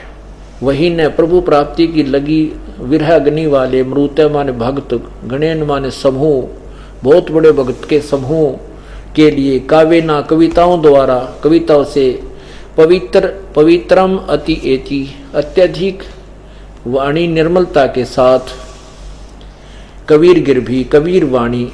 अब कबीर वाणी हम इसको कबीर वाणी लिखने लगे। कबीर वाणी द्वारा रेभन ऊंचे स्वर से संबोधन करके बोलता है। कबीर संत सोम, वह अमर पुरुष अर्थात सतपुरुष ही संत अर्थात ऋषि रूप में स्वयं कबीर देव ही होता है, परंतु उस परमात्मा को न पहचान कर उसे कवि कहने लगते। आगे प्रमाणित होता है। अब 18वां श्लोक में, ये 18वां मंत्र है, ऋग्वेद मंडल नंबर 9 सूक्त 96 मंत्र 18। इसकी संस्कृत देखिए। ऋषि मना यह ऋषि कृत सवरसा सहसरणिथ पदवी कवि नाम तृतीयम धाम महिषी सैसा संत सोम विराजमानु राजती सटूप। वेद बोलने वाला ब्रह्म कह रहा है कि यह जो पूर्ण परमात्मा विलक्षण बच्चे के रूप में आकर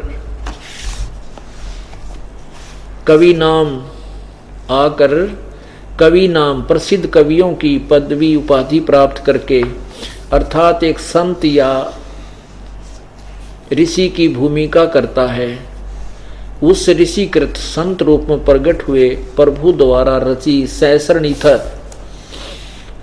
हजारों वाणी ऋषि मना संत स्वभाव वाले व्यक्तियों अर्थात भक्तों के लिए सवर्षा स्वर्ग के तुल्य आनंददायक होती है। तृतीया माने तीसरे धाम माने मुक्ति लोक अर्थात सतलोक की, महिष माने सुदृढ़ पृथ्वी को, सीसा माने स्थापित करके यानी उसको उत्पन्न कर प्रकट करके बना करके रच करके सतलोक को, अनु पश्चात संत सोम अमर पुरुष अर्थात सतपुरुष मानव सदृश संत रूप में सतूप ऊंचे टीले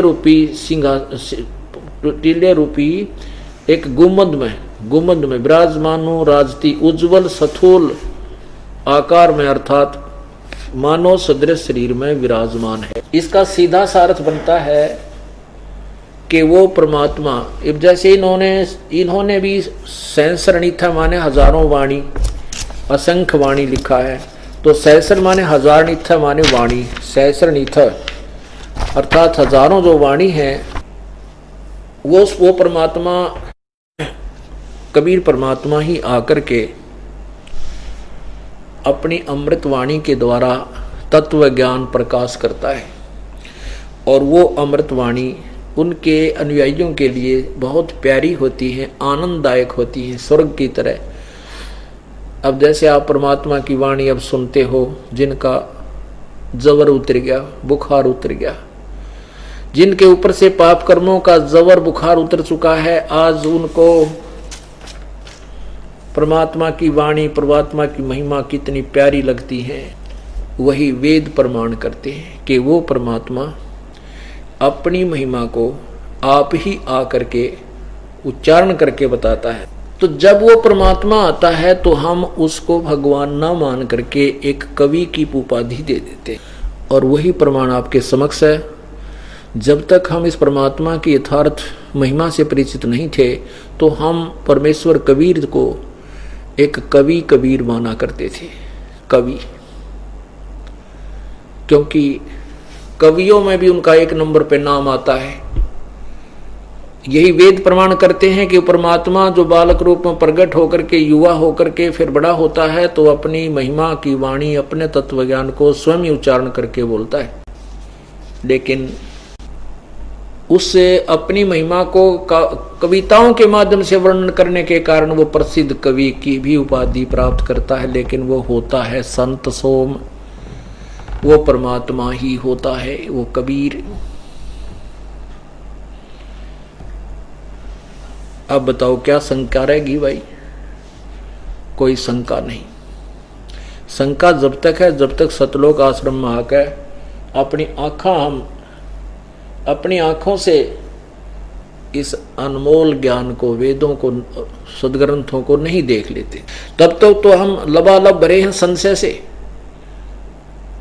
कोई किसी तरह साधना करता है, कोई किसी तरह साधना करता है, परमात्मा की चेष्टा करते हैं पाने की, लेकिन काल भगवान ने सबको मिसगाइड कर रखा है।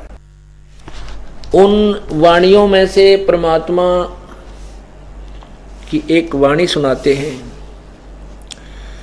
तत्व भेद एक न्यारा बसादो भाई, तत्व भेद एक न्यारा, तत्व भेद एक न्यारा बसादो भाई, तत्व भेद एक न्यारा, समझेगा कोई गुरमुख प्यारा, तत्व भेद एक न्यारा।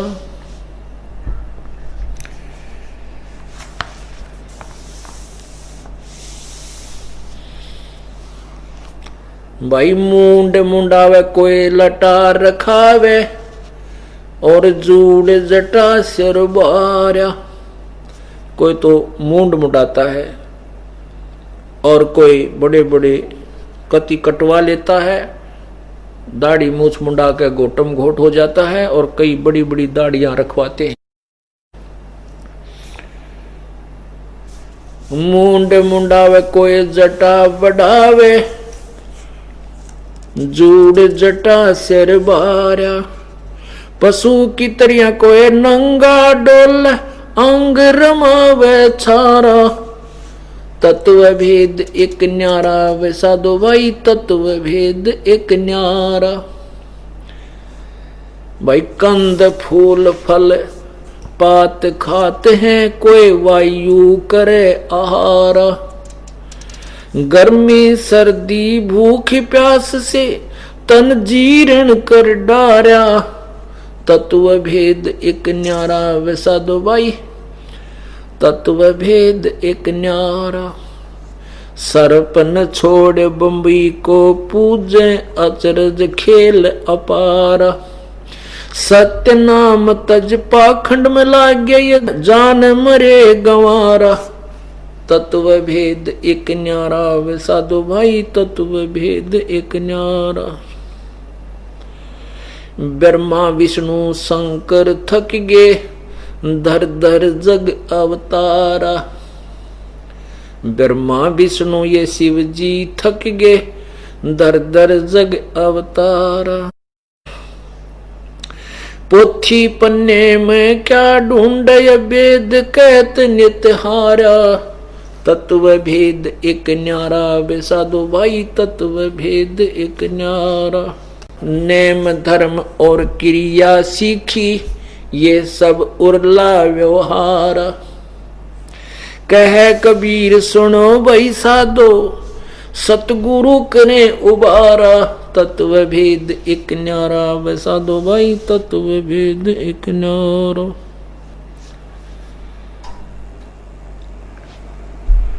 परमात्मा ये बताते हैं कि भाई कोई तो मूंड मुंडाता है, कोई बड़ी बड़ी जटाएं रखता है, कोई बिल्कुल निवस्त्र नंगा होकर घूम रहा होता है और केवल शरीर पर राख रमा करके ही इन क्रियाओं से परमात्मा प्राप्ति का प्रयत्न कर रहा है। कोई केवल फल फ्रूट खाकर ही साधना कर रहा है, कोई केवल वायु ही आहार करता है, भोजन भी नहीं करता, और भूख प्यास गर्मी सर्दी से शरीर को भी उन्होंने कति जीर्ण शीर्ण कर दिया। सतनाम तज पाखंड में लागे, ये जान मरे गंवारा। कोई ने ब्रह्मा विष्णु महेश थक गे, दर दर जग अवतारा। और पोथी पन्ने में के ढूंढे, वेद नीति कहत हारा। वेद नेति, वेद कह नेति हारा। नेति नैति नैति नैति रेत न इति माने हम जो ज्ञान दे रहे हैं वेद कहते हैं ये कंप्लीट नहीं है। न इति इतना ही नहीं है। यजुर्वेद अध्याय नंबर 40 के श्लोक नंबर 10 और 13 में स्पष्ट किया है कि कोई तो परमात्मा को उत्पन्न होकर साकार मानता है कि वो पर जन्म लेता है, कोई कहता नहीं भगवान कभी जन्म नहीं लेता। वो कहते हैं ये संशय निवारण भी कोई तत्वदर्शी संत करेगा, वेदों में वर्णन नहीं है, इन 4 वेदों में नहीं है। उसी के विषय में यहाँ बताया है कबीर परमात्मा ने कि वेद भी नेति कह करके अपना पीछा छुटा लिया वेद ने। अब वो कैसे पाएगा, कैसा मिलता हो परमात्मा, उसका थोड़ा सा वर्णन करते हैं प्रभु की वाणी में, उस कबीर वाणी में, कबीर गिरभी में। बंदे बंदे बंदगी बरहक वे, बंदे बंदगी बरहक वे। बेदा कते बांसी हर क्या, अज बिना नाम अनभक वे। बंदे बंदगी बंदगी बरहक वे। अब क्या बताते हैं, नाम बाहर नाम भीतर, नाम शीस सुभान बे। नाम असन असल मीरा, नाम पर कुर्बान बे। अब उस वास्तविक मंत्र से परमात्मा प्राप्ति होगी यथार्थ नाम से। यथार्थ नाम से जीव की मुक्ति होगी, मोक्ष होगा, अन्यथा नहीं। नाम उठत नाम बैठत नाम सोवत जागवे। नाम खाते नाम पीते नाम से ती लागवे। अब बता रहे हैं परमात्मा कि कैसे परमात्मा मेरी प्राप्ति होगी। आदरणीय गरीबदास साहिब जी के द्वारा पूर्ण परमात्मा ने अपनी महिमा की वाणी पुनर् उच्चारण करवाई, क्योंकि गरीबदास जी 10 वर्ष के हो चुके थे, तब तक उनको कोई ज्ञान नहीं था, न ही कोई वाणी वो बता और बोल रहे थे।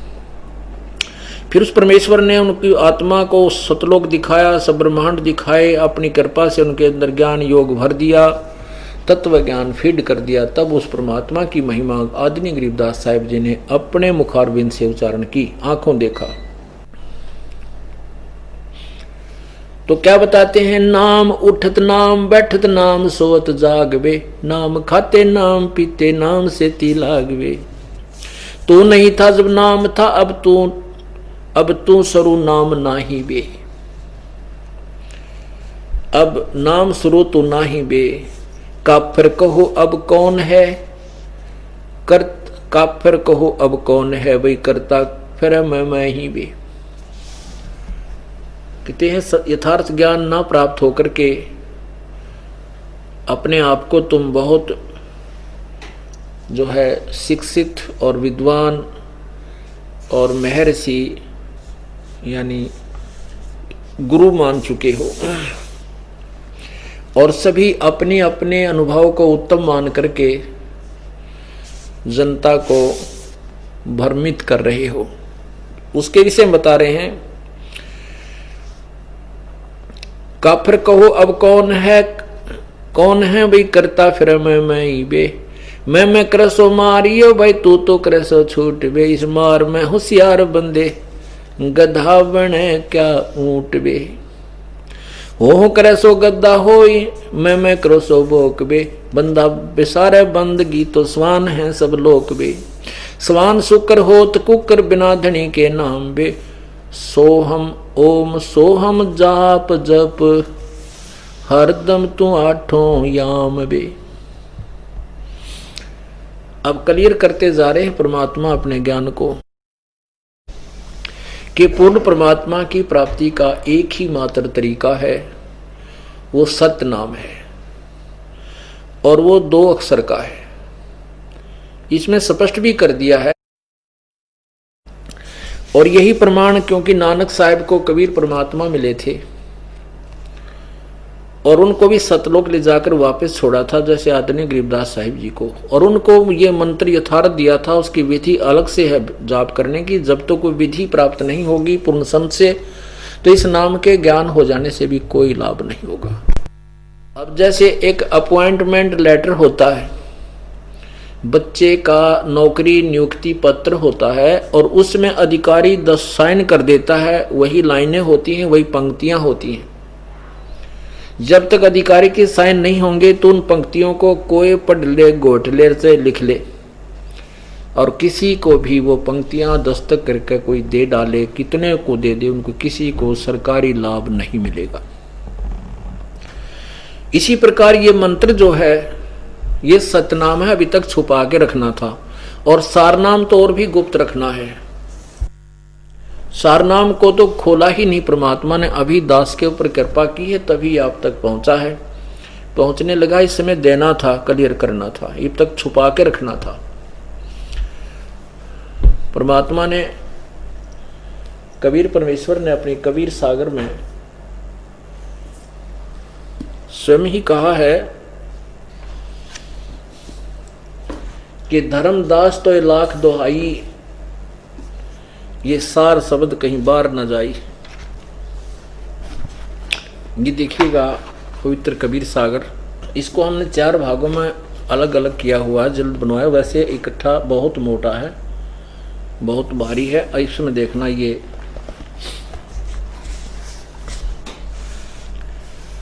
है कबीर बानी, कबीर गिरह, कबीर बानी है, और ये बोध सागर 136-37 पृष्ठ पे, ये 136 137 पे। इस पे लिखा है कि 12 पंथ चलो सो भेद। 12 पंथ काल फुरमाना, भूले जीव न जाए ठिकाना। ताते आगम कहीं हम राखा, वंश हमारा चूड़ामणि शाखा। ये चूड़ामणि से शुरू होता है वो 12 पंथ। फिर प्रथम, इन्होंने प्रथम लिखा है, थोड़ा सा भेद करते चलेंगे। जग में जागू प्रभाव है, ये जागू, फिर सूरत गोपाल, फिर मूल निरंजन वाणी, टकसार का भेद, ब्रह्म वाणी, ब्रह्म अभिमानी जानी, ऐसा ये पंथ है। ये 12 पंथ हैं। 6वां पंथ, 7वां पंथ, 8वां राम कबीर, 9वां ज्ञानी, 10वां ये, 11वां। तो यहाँ लिखा संवत 1775 सोई, ता दिन प्रेम प्रगट जग सोई। गरीबदास जी महाराज का जो पंथ है ये 12वां पंथ है। गरीबदास जी महाराज का ये पंथ है, ये 12वां पंथ है। और इसमें क्या बताया कि संवत 1775, ये गलती से 75 लिखा, या 74 लिखना था। संवत 1774 में गरीबदास जी का जन्म हुआ, और संवत 1774 में गरीबदास जी का जन्म हुआ, और संवत 1784 में 10 वर्ष की आयु में परमात्मा कबीर उनको प्रकट हुए। तो ये उस समय कहते 10वां जो 12वां पंथ चलेगा वो 1774 में प्रकट होगा। वो मेरा जो 12वें पंथ का जो मार्गदर्शक संचालक। आगे देखो फिर 12वें पंथ, ये देखो संवत 1775 सोई, ता दिन प्रेम प्रगटे जग सोई।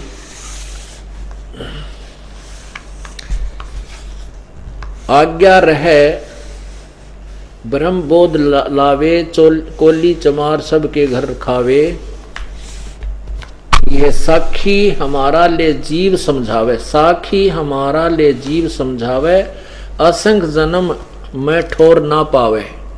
12वां पंथ गरीबदास पंथ तक को कहा है कि असंग जन्मों तक भी ये ठोर नहीं पाएंगे, और वो मेरी ही वाणी लेकर के दुनिया को, जीवों को समझावेंगे। 12वें पंथ प्रगट हो वाणी, 12वां पंथ जो गरीबदास जी का है, मेरी अमर वाणी प्रगट होएगी, और शब्द हमारे की निर्णय ठानी। अस्थिर घर का मर्म न पावे, यानी सतलोक नहीं जा सकते, उस अस्थिर अमरलोक का घर नहीं पावेंगे। और ये 12 पंथ हम ही को ध्यान, ये मेरा ही महिमा गाते हैं, लेकिन इनको मेरी वास्तविकता का पता नहीं लगेगा। फिर क्या लिखा कि 12वें पंथ हम ही चल आवे। गरीबदास वाले पंथ में आगे चल के, 12वें पंथ में गरीबदास वाले पंथ में हम ही आगे चलकर आएंगे, और सब पंथों को मिटाकर एक चलाएंगे। 12 पंथ हम ही चल आवे, सब पंथ मिट एक ही पंथ चलावे। अब कमाल कर दिया परमात्मा ने, अपना कति निर्णय दे दिया। अब यहां देखना, धर्मदास मेरी लाख दोहाई, ये मूल शब्द यानी सार शब्द, बाहर जन जाई न जाई, बाहर नहीं जाई, ये लिखने में थोड़ा प्रिंट, बाहर न जाई। पवित्र ज्ञान तुम जग में भाखो, मूल ज्ञान गोए तुम राखो। इस तत्व ज्ञान को अभी छुपा के रखना है। आगे देखना, मूल ज्ञान जो बाहर जो पर ही, बिचली पीढ़ी हंस नहीं तरही। अगर ये ज्ञान बीच किसी के और के हाथ लग गया तत्व ज्ञान, तो ये बीच वाली पीढ़ी अपनी पार नहीं हो पाएगी। ये नकली संत ऋषि महर्षि उसी ज्ञान की ढोल पीटते पाएंगे, और हम डिफरेंशिएट नहीं कर पाएंगे। इसलिए जब तक बिचली पीढ़ी नहीं आती, तब तक इस यथार्थ ज्ञान को तू छुपा के रखना, जिक्र नहीं करना किसी को।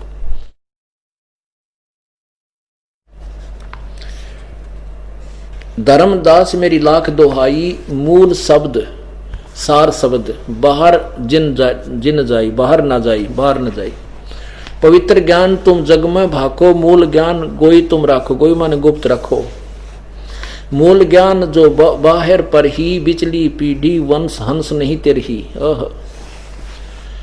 33 अरब ज्ञान हम भाखा। ओए है, परमात्मा कहते हैं हमने 33 अरब वाणी बोली है और मूल ज्ञान गोए हम राखा।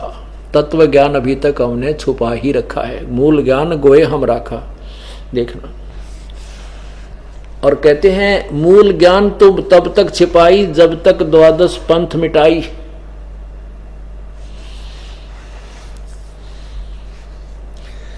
क्या कहा है कि इन 12, इस मूल ज्ञान को तब तक छुपा के रखना है जब तक ये 12 पंथ ना मिट जाए। अब देखना, निर्णायक करते हैं कि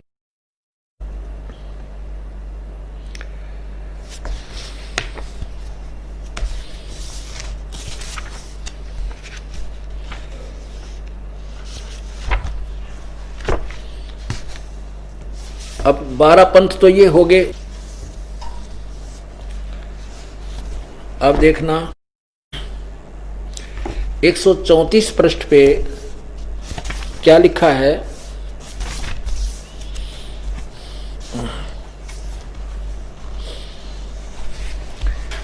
यहां वही है कि प्रथम वंश उत्तम, वंश प्रकार का प्रथम वंश उत्तम यानी चूड़ामणि जी प्रथम, दूसरा वंश अहंकारी, तीसरा वंश प्रचंड, चौथा वंश विरहे, पांचवा वंश निंद्रा, छठे वंश उदास, सातवें वंश ज्ञान चतुराई, आठवें 12 पंथ विरोध, 9वें पंथ वंश पंथ पूजा, 10वें पंथ प्रकाश, 11वें पंथ प्रगट पसारा, 12वें वंश प्रगट होए उजियारा। 12वां पंथ जो होगा गरीबदास जी की जो वाणी होगी उसमें मेरी महिमा का कुछ उजागर होगी, उसके द्वारा मेरी महिमा उजियारा होगा, लेकिन कंप्लीट नहीं। आगे देखो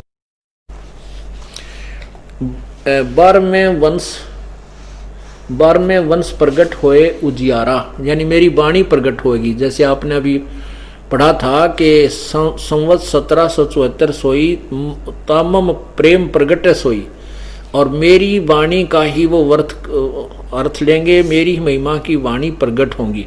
तो यही कहा है कि 13वें वंश 12वां वंश, ये देखो 12वां वंश प्रगट होए उजियारा और 13वां वंश मिटे सकल अंधियारा। है 13वां वंश यानी उसी कहते हैं ना 12वें पंथ में आगे हम ही चलाई और सब पंथ मिटा के एक चलाई। तो उसी का प्रमाण दिया कि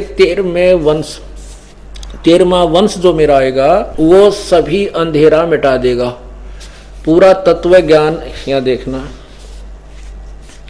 13वां वंश मिटे सकल अंधियारा, एती दगा काल की समाई और तत्व बंधु की टेक रह जाई। कि काल जो है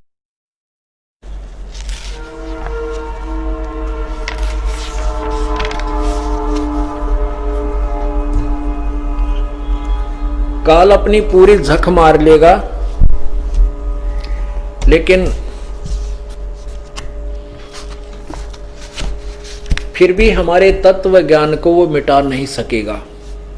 तत्व ज्ञान बिंदु की टेक रह जाई। अब देखिएगा यही कबीर सागर है।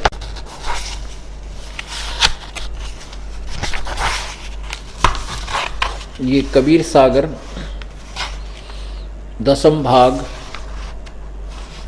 ये है भारत पथिक कबीर पंथी स्वामी युगलानंद बिहारी द्वारा संशोधित। ये देखो इसके कबीर बोध, कबीर चरित्र बोध, कबीर चरित्र बोध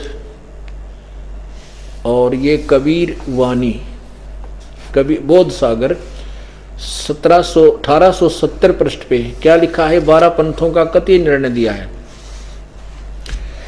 कबीर साहब के पंथों का वृत्तांत। प्रथम है नारायण दास जी का पंथ, ये यहाँ इन्होंने नारायण, दूसरा लो योगू दास जी का पंथ, और तीसरा सूरत गोपाल, मूल निरंजन चौथा, पांचवा टकसार की वाणी, भगवान दास छठा भगवान दास जी का पंथ, सातवां सतनामी पंथ, और 8वां कमाली पंथ, कमालिये कमाल का पंथ। 9वां राम कबीर पंथ। 10वां प्रेम धाम की वाणी पंथ। 11वां जीवा पंथ। 12वां गरीबदास पंथ। ये 12वां स्पष्ट करना था, इसी कबीर सागर में लिखा 12वां गरीबदास पंथ। अब इसमें क्या बताया है कि 12 में हम ही चलाई, 12वें गरीबदास पंथ में परमात्मा कहते हैं हम ही आएंगे और सभी पंथों को मिटाकर एक ही पंथ चलाएंगे। अब परमात्मा के इस तत्व ज्ञान के सामने कोई संत नहीं टिक सकेगा, ना ही कोई अलग से पंथ बना सकेगा। थोड़ा सा समय अवश्य लगेगा, धीरे धीरे ये सब काम साफ हो जाएगा। और ज्ञान सब ज्ञानड़ी, कबीर ज्ञान सो ज्ञानी, जैसे गोला तोब कहा करता चले मैदान। अब ये तोब का गोला परमात्मा का तत्व ज्ञान, ये सबको साफ करता जा रहा है। तो इसमें क्या कहा है, समान शुक्र होत कुकर बिंधनी के नाम बे, ओहम सोहम जाप जप हर दम तू आठम याम बे। 8 याम मन पहर, हर दम प्रत्येक श्वास के साथ, हर दम। अपने आत्मा, अब तो ये क्लियर हो चुकी है कहानी। अब जैसे हम आपको पहले भी दिखा चुके हैं, लेकिन प्रत्येक समागम में, प्रत्येक सत्संग में पुण्य आत्माएं अर्थात स्टूडेंट बदलते रहते हैं। परमात्मा पूर्ण ब्रह्म कबीर परमेश्वर नानक साहिब जी को आकर मिले थे बेई नदी पर, और उनको सतलोक लेकर गए थे। उसके बाद उनको ये सतनाम दिया था, और जब उनको सतनाम मिला उसके बाद नानक जी अति प्रसन्न हुए, कहने लगे सतनाम श्री वाहेगुरु, सतनाम श्री वाहेगुरु। के ये बीमारी तो इस सतनाम से कटनी थी, और ये वाहेगुरु, ये सतगुरु महाराज धन्य है आप ना मिलते तो क्या होता। अब देखिए ये जन्म साखी, ये देखिएगा जन्म साखी भाई बाले वाली। जन्म साखी को पवित्र सिख धर्म के अंदर एक ऑथेंटिक रिकॉर्ड माना गया है, क्योंकि ये वाणी, क्योंकि ये वार्ता भक्त भाई बालाजी के द्वारा जो गुरु नानक देव जी के साथ रहते थे उनके शिष्य द्वारा लिखा है। तो इसमें नो डाउट, इसमें कोई शंका को स्थान नहीं है। तो इस देखिएगा भाई बाले वाली, ये लिखा है ई जन्म साखी अज तक छप चुकिया नालों वड्डी है, सब तो वड्डी ते पुरातन, यानी सबसे पुरानी है। भाई बाले वाली जन्म साखी, इसमें देखिएगा समुद्र की सदी साखी, यह है समुद्र दी साखी।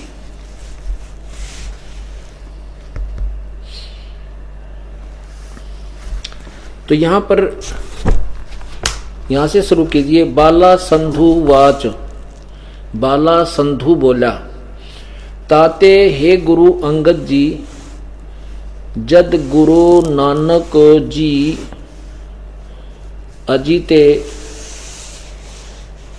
पासों विद्या होए तां मर्दाने किहा सच्चे पातशाह जी असां समुंदर तां वेखिया पर लंका ना देखी जिथे रामचंद्र जी चढ़ाई कीती है तां गुरु नानक जी किहा चलो भाई बाला ते मर्दाना तुहानू रंज नहीं करना आखी मिटो जा आखी मीट के खोलियां ता मर्दान ने समुंदर दे कंडे जाही खड़े होए ता आखन लगे बाला ते मर्दाना मेरे नाल मेरे पीछे पीछे चले आओ, मुखों वाहेगुरु वाहेगुरु कर दे कहिंदे आओ।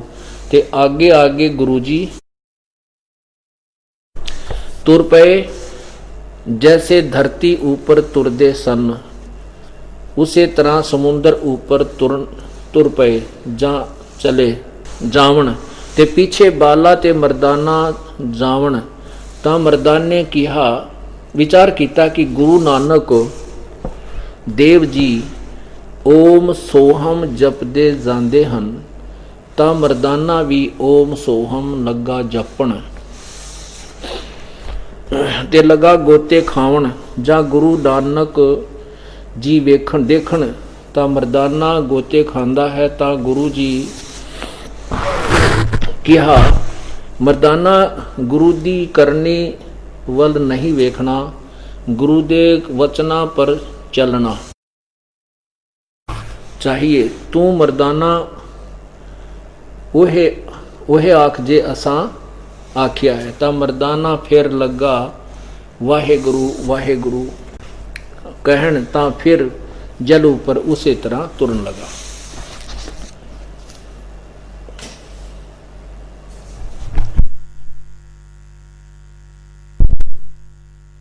अब यहाँ वर्तमान में उपस्थित जो श्रोतागण हैं ये शायद पंजाबी नहीं जानते।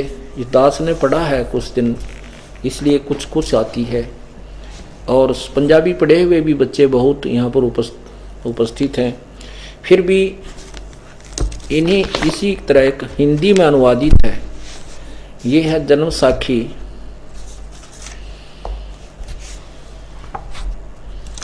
जन्म साखी भाई बाले वाली।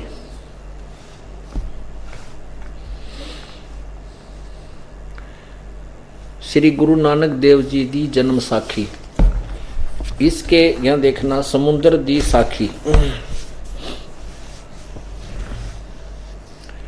समुंदर दी साखी ये पृष्ठ है 559। एक दिन मर्दाने ने कहा महाराज मेरा मन चाहता है कि समुद्र में जो लंका है वहां का प्रमाण किया जाए। गुरुजी ने कहा अच्छा आप लोग अपने नेत्र बंद करो। जब मैं और मर्दाने ने नेत्र बंद करके अक्षण पीछे खोले तब हम लोग गुरुजी के साथ महान समुद्र तट पर खड़े थे। तब गुरुजी ने कहा कि तुम लोग समुद्र के जल पर वाहेगुरु जप करते पैदल ही चले आओ। हे गुरु अंगद देव जी हम लोग गुरुजी के पीछे पीछे उसी प्रकार जा रहे थे जैसे सूखी पृथ्वी पर चला जाता है। आगे आगे गुरुजी ओम सोहम का जाप जपते चले जा रहे थे। मर्दाने ने सोचा कि हम भी ओम सोहम जाप क्यों ना करें। जब मर्दाना भी ओम सोहम की रट लगाने लगा तब वह लगा गोते खाने। गुरुजी ने पीछे देखा तो हंस कर कहने लगे हे मर्दाना शिष्य का धर्म है कि वह गुरु के बताए मार्ग पर चले, इसलिए तू वाहेगुरु ही जप तेरा उसी में कल्याण है। जब मर्दाने ने वाहेगुरु की रट लगाई तो फिर पूर्व प्रकार पानी पर चलने लगा। अब जो हिंदी पंजाबी नहीं जानते उनको शंका हो सकती है कि हम तो नहीं समझ देख सके, तो हिंदी भी क्लियर कर दिया आपके सामने, इसमें भी यही लिखा है। अब ये भी कंसेप्ट क्लियर हो गया कि जो महापुरुष परमात्मा को, जिन महापुरुषों ने परमात्मा का साक्षात्कार हुआ है उन्होंने भी यही मंत्र बताया है जो आप जी को प्राप्त है। अब यहाँ एक और निर्णय मिलता है कि गुरु नानक देव जी ने किसी भी सिख को नहीं बताया ये जाप करने को, क्योंकि परमात्मा ने इनको सख्त हिदायत दी थी कबीर परमेश्वर ने कि अभी ये गुप्त मंत्र नहीं खोलना। ये सतनाम भी नहीं खोला और साथ में इसकी विधि भी नहीं बताई गुरु नानक देव ने। और सार नाम तो बहुत दूर की बातें हैं। इससे क्या हुआ, सिद्ध हुआ कि वो परमात्मा की वाणी आपने अभी पढ़ी कि धर्मदास तो ये लाख दुहाई, ये सार शब्द कहीं जो मुख्य शब्द सार शब्द ये कि तो बाहर ना जाए। और ये मूल ज्ञान भी छुपा के रखना है। 33 अरब ज्ञान हम भाखा और मूल ज्ञान गुप्त ही रखा। और जब तक मूल ज्ञान तब तक छिपाई जब लग 12 पंथ ना मिट जाए। अब ये 12 पंथ कति नष्ट हो जाएंगे क्योंकि इनका ज्ञान लिपिबद्ध है। ये जो मंत्र देते हैं उनका भी पता है और वो अब अपने आप निष्क्रिय हो जाएंगे। तत्व ज्ञान जनता तक पहुंचेगा और उमड़ कुमड़ कराएंगे। कौन नहीं चाहता अपना कल्याण करवाना, लेकिन अब ये विश्वास ही नहीं हुआ है कि सतलोक आश्रम करोथा के और बरवाला में वो जड़ी है जिससे जीव उद्धार संभव है। No doubt. जब ये विश्वास हो जाएगा फिर देखना जहां तक नजर जाएगी वहां तक बंदे ही बंदे नजर आएंगे, उमड़ उमड़ कराएंगे। तो अभी क्या बता रहे हैं देखना। अब इस मंत्र का सतनाम का आपको पता लगा है 2 अक्षर का है और सारनाम 3 अक्षर का है। ओम तत्सत वो 3 मंत्र का है। ओम तत्सत, ओम और तत् तो ये प्रकट हो गए, सतनाम बन गया जो आपको अभी सुनाया। अब आपको और क्लियर करते हैं।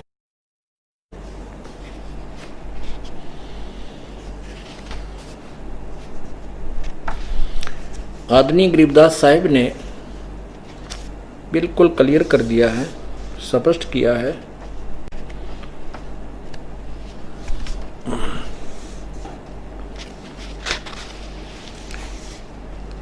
कबीर पुरुष की लीला न्यारी, अपनी महिमा आप पसारी। रचे कच्छ मच कूरंबा, दौर धरणी शाखा अठखंबा। गिरिवर मेरु और सागर सिरजे, अष्टकुटी धरणी में दर्जे। 33 कोट देव की संज्ञा, इंद्र सूर चंद सूर तारायण तेजम। लोका लोक अदर प्रथेजम, सप्तपुरी बैकुंठ विलासा। इंद्र कुबेर वरुण प्रकाशा, 14 कोट दूत धर्मराया। चित्रगुप्त की लेखनी आया, 18 भार बनमाल बिनानी। 4 अंड 4 ही खानी। गण गंधर्व एक मुनियर मेला, 87 88 नाद सकेला। 33 कोट देव की संज्ञा, सिद्ध 84 शब्द विहंगा। 5 तत्व का कीन पसारा, पिंड ब्रह्मंड रचे करतारा। सकल जूनी जल थल सिर जाई, ब्रह्मा विष्णु महेश उपाई। ब्रह्मा विष्णु महेश की भी उत्पत्ति की। नाद बिंद का सकल पसारा, ये 52 अक्षर विस्तारा। अकय पुरुष रूप सो गोप रहाई, निश्चल पुरुष कबीर गोसाई। अंत कोट ब्रह्मंड समूलम, चरण कमल में सब अस्थूलम। ओहम सोहम सार संदेशा, मानो सत्य गुरु का उपदेशा। कि ये मंत्र है, ये सार संदेशा है, ये सत्य ज्ञान समझ लेना, ये सत्य मंत्र है। ओहम सोहम सार संदेशा, मानो सतगुरु का उपदेशा। यो ही मादर पिदर प्राणी, यो ही आदि यो ही अंत निशानी। यो ही मध्य प्रसिद्ध अजूनी, जब तब संजम ध्यान की धुनी। राजपाट गज ठाठ फकीरी ही, बिना सतनाम या झूठी चीरी। इसी के विषय में आपको और आगे सुनाते हैं। पुण्यात्माओं, जिस भी मार्ग पर हम चल रहे हैं और जब तक ये हमें क्लियर नहीं होगा, स्पष्ट नहीं होगा कि जिस रास्ते से हम जा रहे हैं ये हमारा सही है, तब तक चलें जरूर के पर गोड्डे से टूटे रहते हैं इंसान के, चल नहीं सकता। क्या बताते हैं आदरणीय गरीबदास साहिब जी? प्रभु कबीर जी का दिया हुआ ज्ञान हमें स्पष्ट करते हैं। ओहम सोहम मंत्र सारम, सुरत नृत से करे उचारम। ओम सोहम मंत्र जपिए, योग युगत या धूणी तपिए। ये धूणी है जो शरीर फूको हो तुम धूने ला करके, वो नहीं। इस सच्चे नाम की रूपी जो धुनी, अर्थात इसमें जितना भी तुझे कष्ट सहना है, चाहे नींद लट झटके दे, चाहे कुछ भी करे, इस जाप को आपने करना ही होगा। अंध कपाट नाम से खुले, सुरत पींग चढ़ हंसा झूलें, सुरत हंसनी को जोक देखें, अंत कोट ब्रह्मांड परेखें। सार शब्द का सो हम अंगा, सुनो पुरुष का निज प्रसंगा।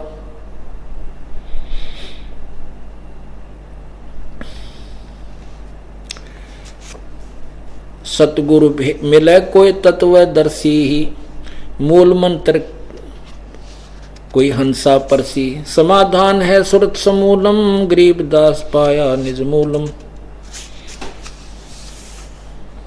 इस सतनाम मंत्र को कितना महत्वपूर्ण बताया है आदरणीय गरीबदास साहिब जी की वाणी में आपको बताते हैं।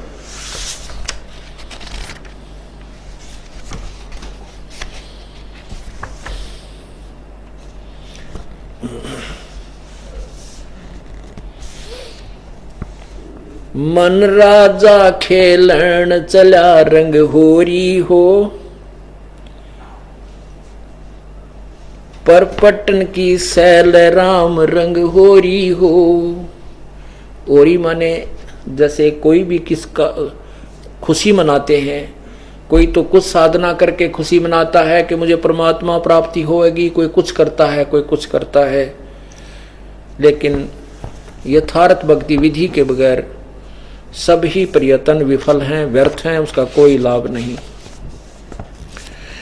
मन राजा खेलन चला रंग होरी हो, होरी माने होली खेलते हैं, जैसे आपने तो कहते परमात्मा कहते हैं हम इस नकली होली को नहीं खेलते, हम तो वो वास्तविक होली परमात्मा के साथ खेलते हैं। कैसे?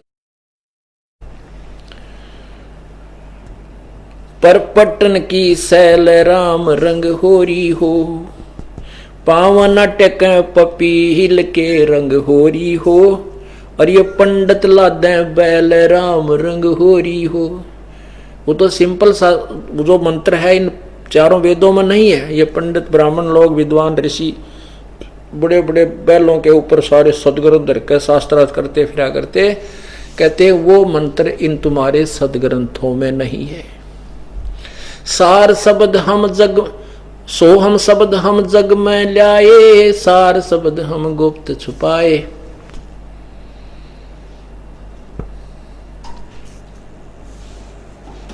पावन टके पपील के रंग होरी हो, ये पंडित लादे बैल राम रंग होरी हो। जावा मैल कबीर का रंग होरी हो, राई ना ठहरावे राम रंग होरी हो। पानिक पवन ना संचर रंग होरी हो, चंद सूर ना जाई राम रंग होरी हो।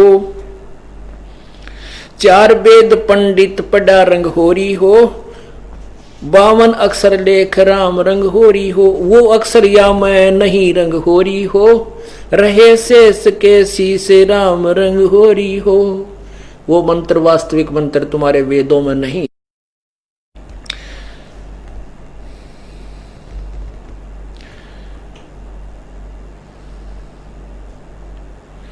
देही मां विदेह है रंग होरी हो, बिन ही रसना नाम राम रंग होरी हो। बिन रसना बगैर बोले वो जाप चपना होता। कौन सा? तारक मंत्र लीजिए रंग होरी हो। तारक मंत्र जो पार करने वाला मंत्र है वो लीजिए, उसका वो प्राप्त कीजिए सतगुरु ते। ओ हम सो हम नाद राम रंग होरी हो, सुकृत नाम उचार है रंग होरी, उचार है रंग होरी हो। सुकृत नाम उचार राम रंग होरी हो, लीला अगम अगाध राम रंग होरी हो। ओ हम सो हम मद है रंग होरी हो, वो सूक्ष्म मंत्र पावे राम रंग होरी हो। इस मंत्र के, इस सतनाम के अतिरिक्त एक और मंत्र है सार नाम, जिसको कहते हैं सार नाम। धर्मदास तो लाख दोहाई, और ये सार शब्द की तो बाहर ना जाए। ओ सोहम मंत्र हम जग में लाए, सार शब्द हम गुप्त छुपाए। उसके विषय बताया है ओहम सोहम मध्य है रंग होरी हो, वो सूक्ष्म मंत्र पावे राम रंग होरी हो। निर्गुण पद निर्वाण रह रंग होरी हो, सुरत नृत धुन लावे राम रंग होरी हो। ओहम सोहम मध्य है रंग होरी हो, वो सूक्ष्म मंत्र छाक राम रंग होरी हो। यही मंत्र या मंत्र से पार है रंग होरी हो, और मंत्र कोटों लाख राम रंग होरी हो। और तो लाखों करोड़ों बकाने वाले मंत्र हैं, उनसे पार नहीं हो सकते। ओम आनंदी लहर है रंग होरी हो, ये मुक्त सोहम मुक्ता चंद राम रंग होरी हो। ओम मंत्र की कमाई जो है, ये तो यहाँ आनंद लेने की है, ब्रह्मलोक तक के ही सुविधाएं हैं। और जो दूसरा मंत्र है वो उसकी कमाई, ये मुक्ता यानी मुक्त होने की प्रारंभ है। उसके बाद ओहम सोहम सार है रंग होरी हो, कोट कला रविचंद राम रंग होरी हो। ओहम सोहम पालड़े रंग होरी हो, और 14 लोक चढ़ावे राम रंग होरी हो। 3 लोक पासंग धरे रंग होरी हो, भाई तो ना तुला तुलाया राम रंग होरी हो।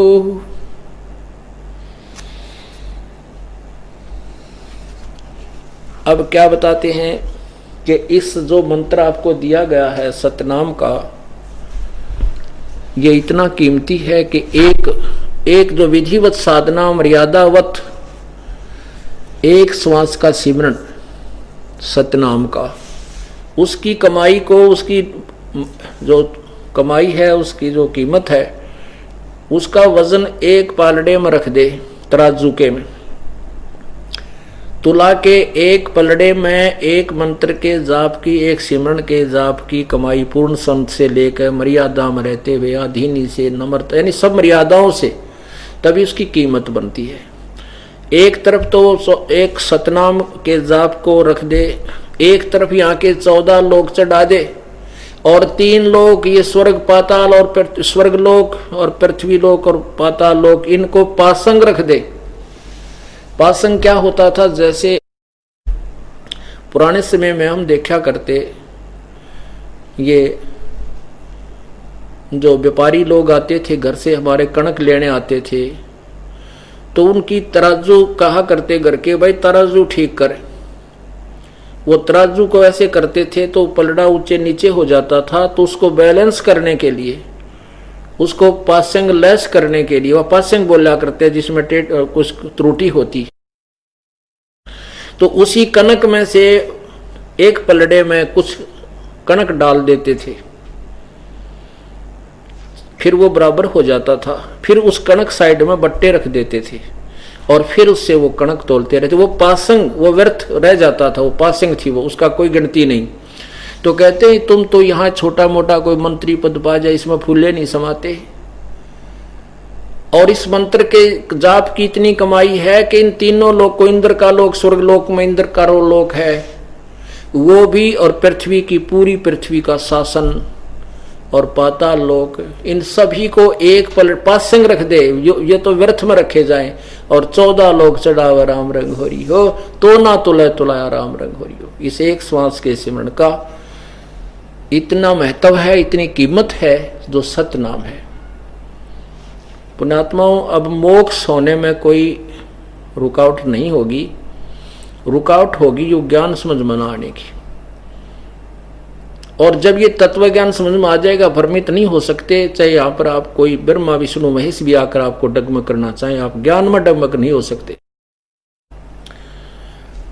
और कुछ दिनों के बाद आप किसी भी वस्तु में डगमग नहीं होगे, चाहे कोई भी आकर के आपको कहे मैं तुझे ये दे दूंगा, मैं तुझे यहाँ, ब्रह्मा कहे, विष्णु कहे, लेकिन ये पता लग जाएगा कि वे हमारी ही कमाई से देंगे, अपने पल्ले से ये कुछ नहीं दे सकते। तो अपनी कमाई को हम क्यों बर्बाद करें। हम सतलोक जाएंगे और सतलोक में वो सुख पाएंगे जो कि कहते हैं 4 मुक्ति जा चंपी करती माया होरी दासी, दास गरीब अभय पद पर से वो मिले राम अविनाशी। तो ये ब्रह्मा विष्णु महेश कौन है? इन्होंने पहले परमात्मा के चरणों में किसी युग में रह करके ये सत साधना की, सतनाम की, और ये रह गए पीछे। इनको सार नाम मिला नहीं, मिल गया तो इन्होंने फिर पूरी कमाई की नहीं, मर्यादा तोड़ दी, तो ये काल के ठह गए। अब इनको सुप्रीम पावर बना दी, यहाँ की 3 लोग के पर मंत्री बना दिए, अपनी कमाई को ये खर्च खा रहे हैं, और जब ये कमाई समाप्त हो जाएगी 84 लाख योनियों में ठोक दिए जाएंगे। तो पुण्यात्माओं कहते हैं, इंद्र दा राज काग दा बेस्टा। हमने तो यहाँ स्वर्ग का राज भी काग की बीट की तुल समझना चाहिए, तब हम सतलोक चलेंगे, पहुंच सकेंगे। जहां आशा तहां वासा हुई, और मन कर्म वचन सुमरियो सोई सत साहिब। बोलो सतगुरुदेव की जय हो।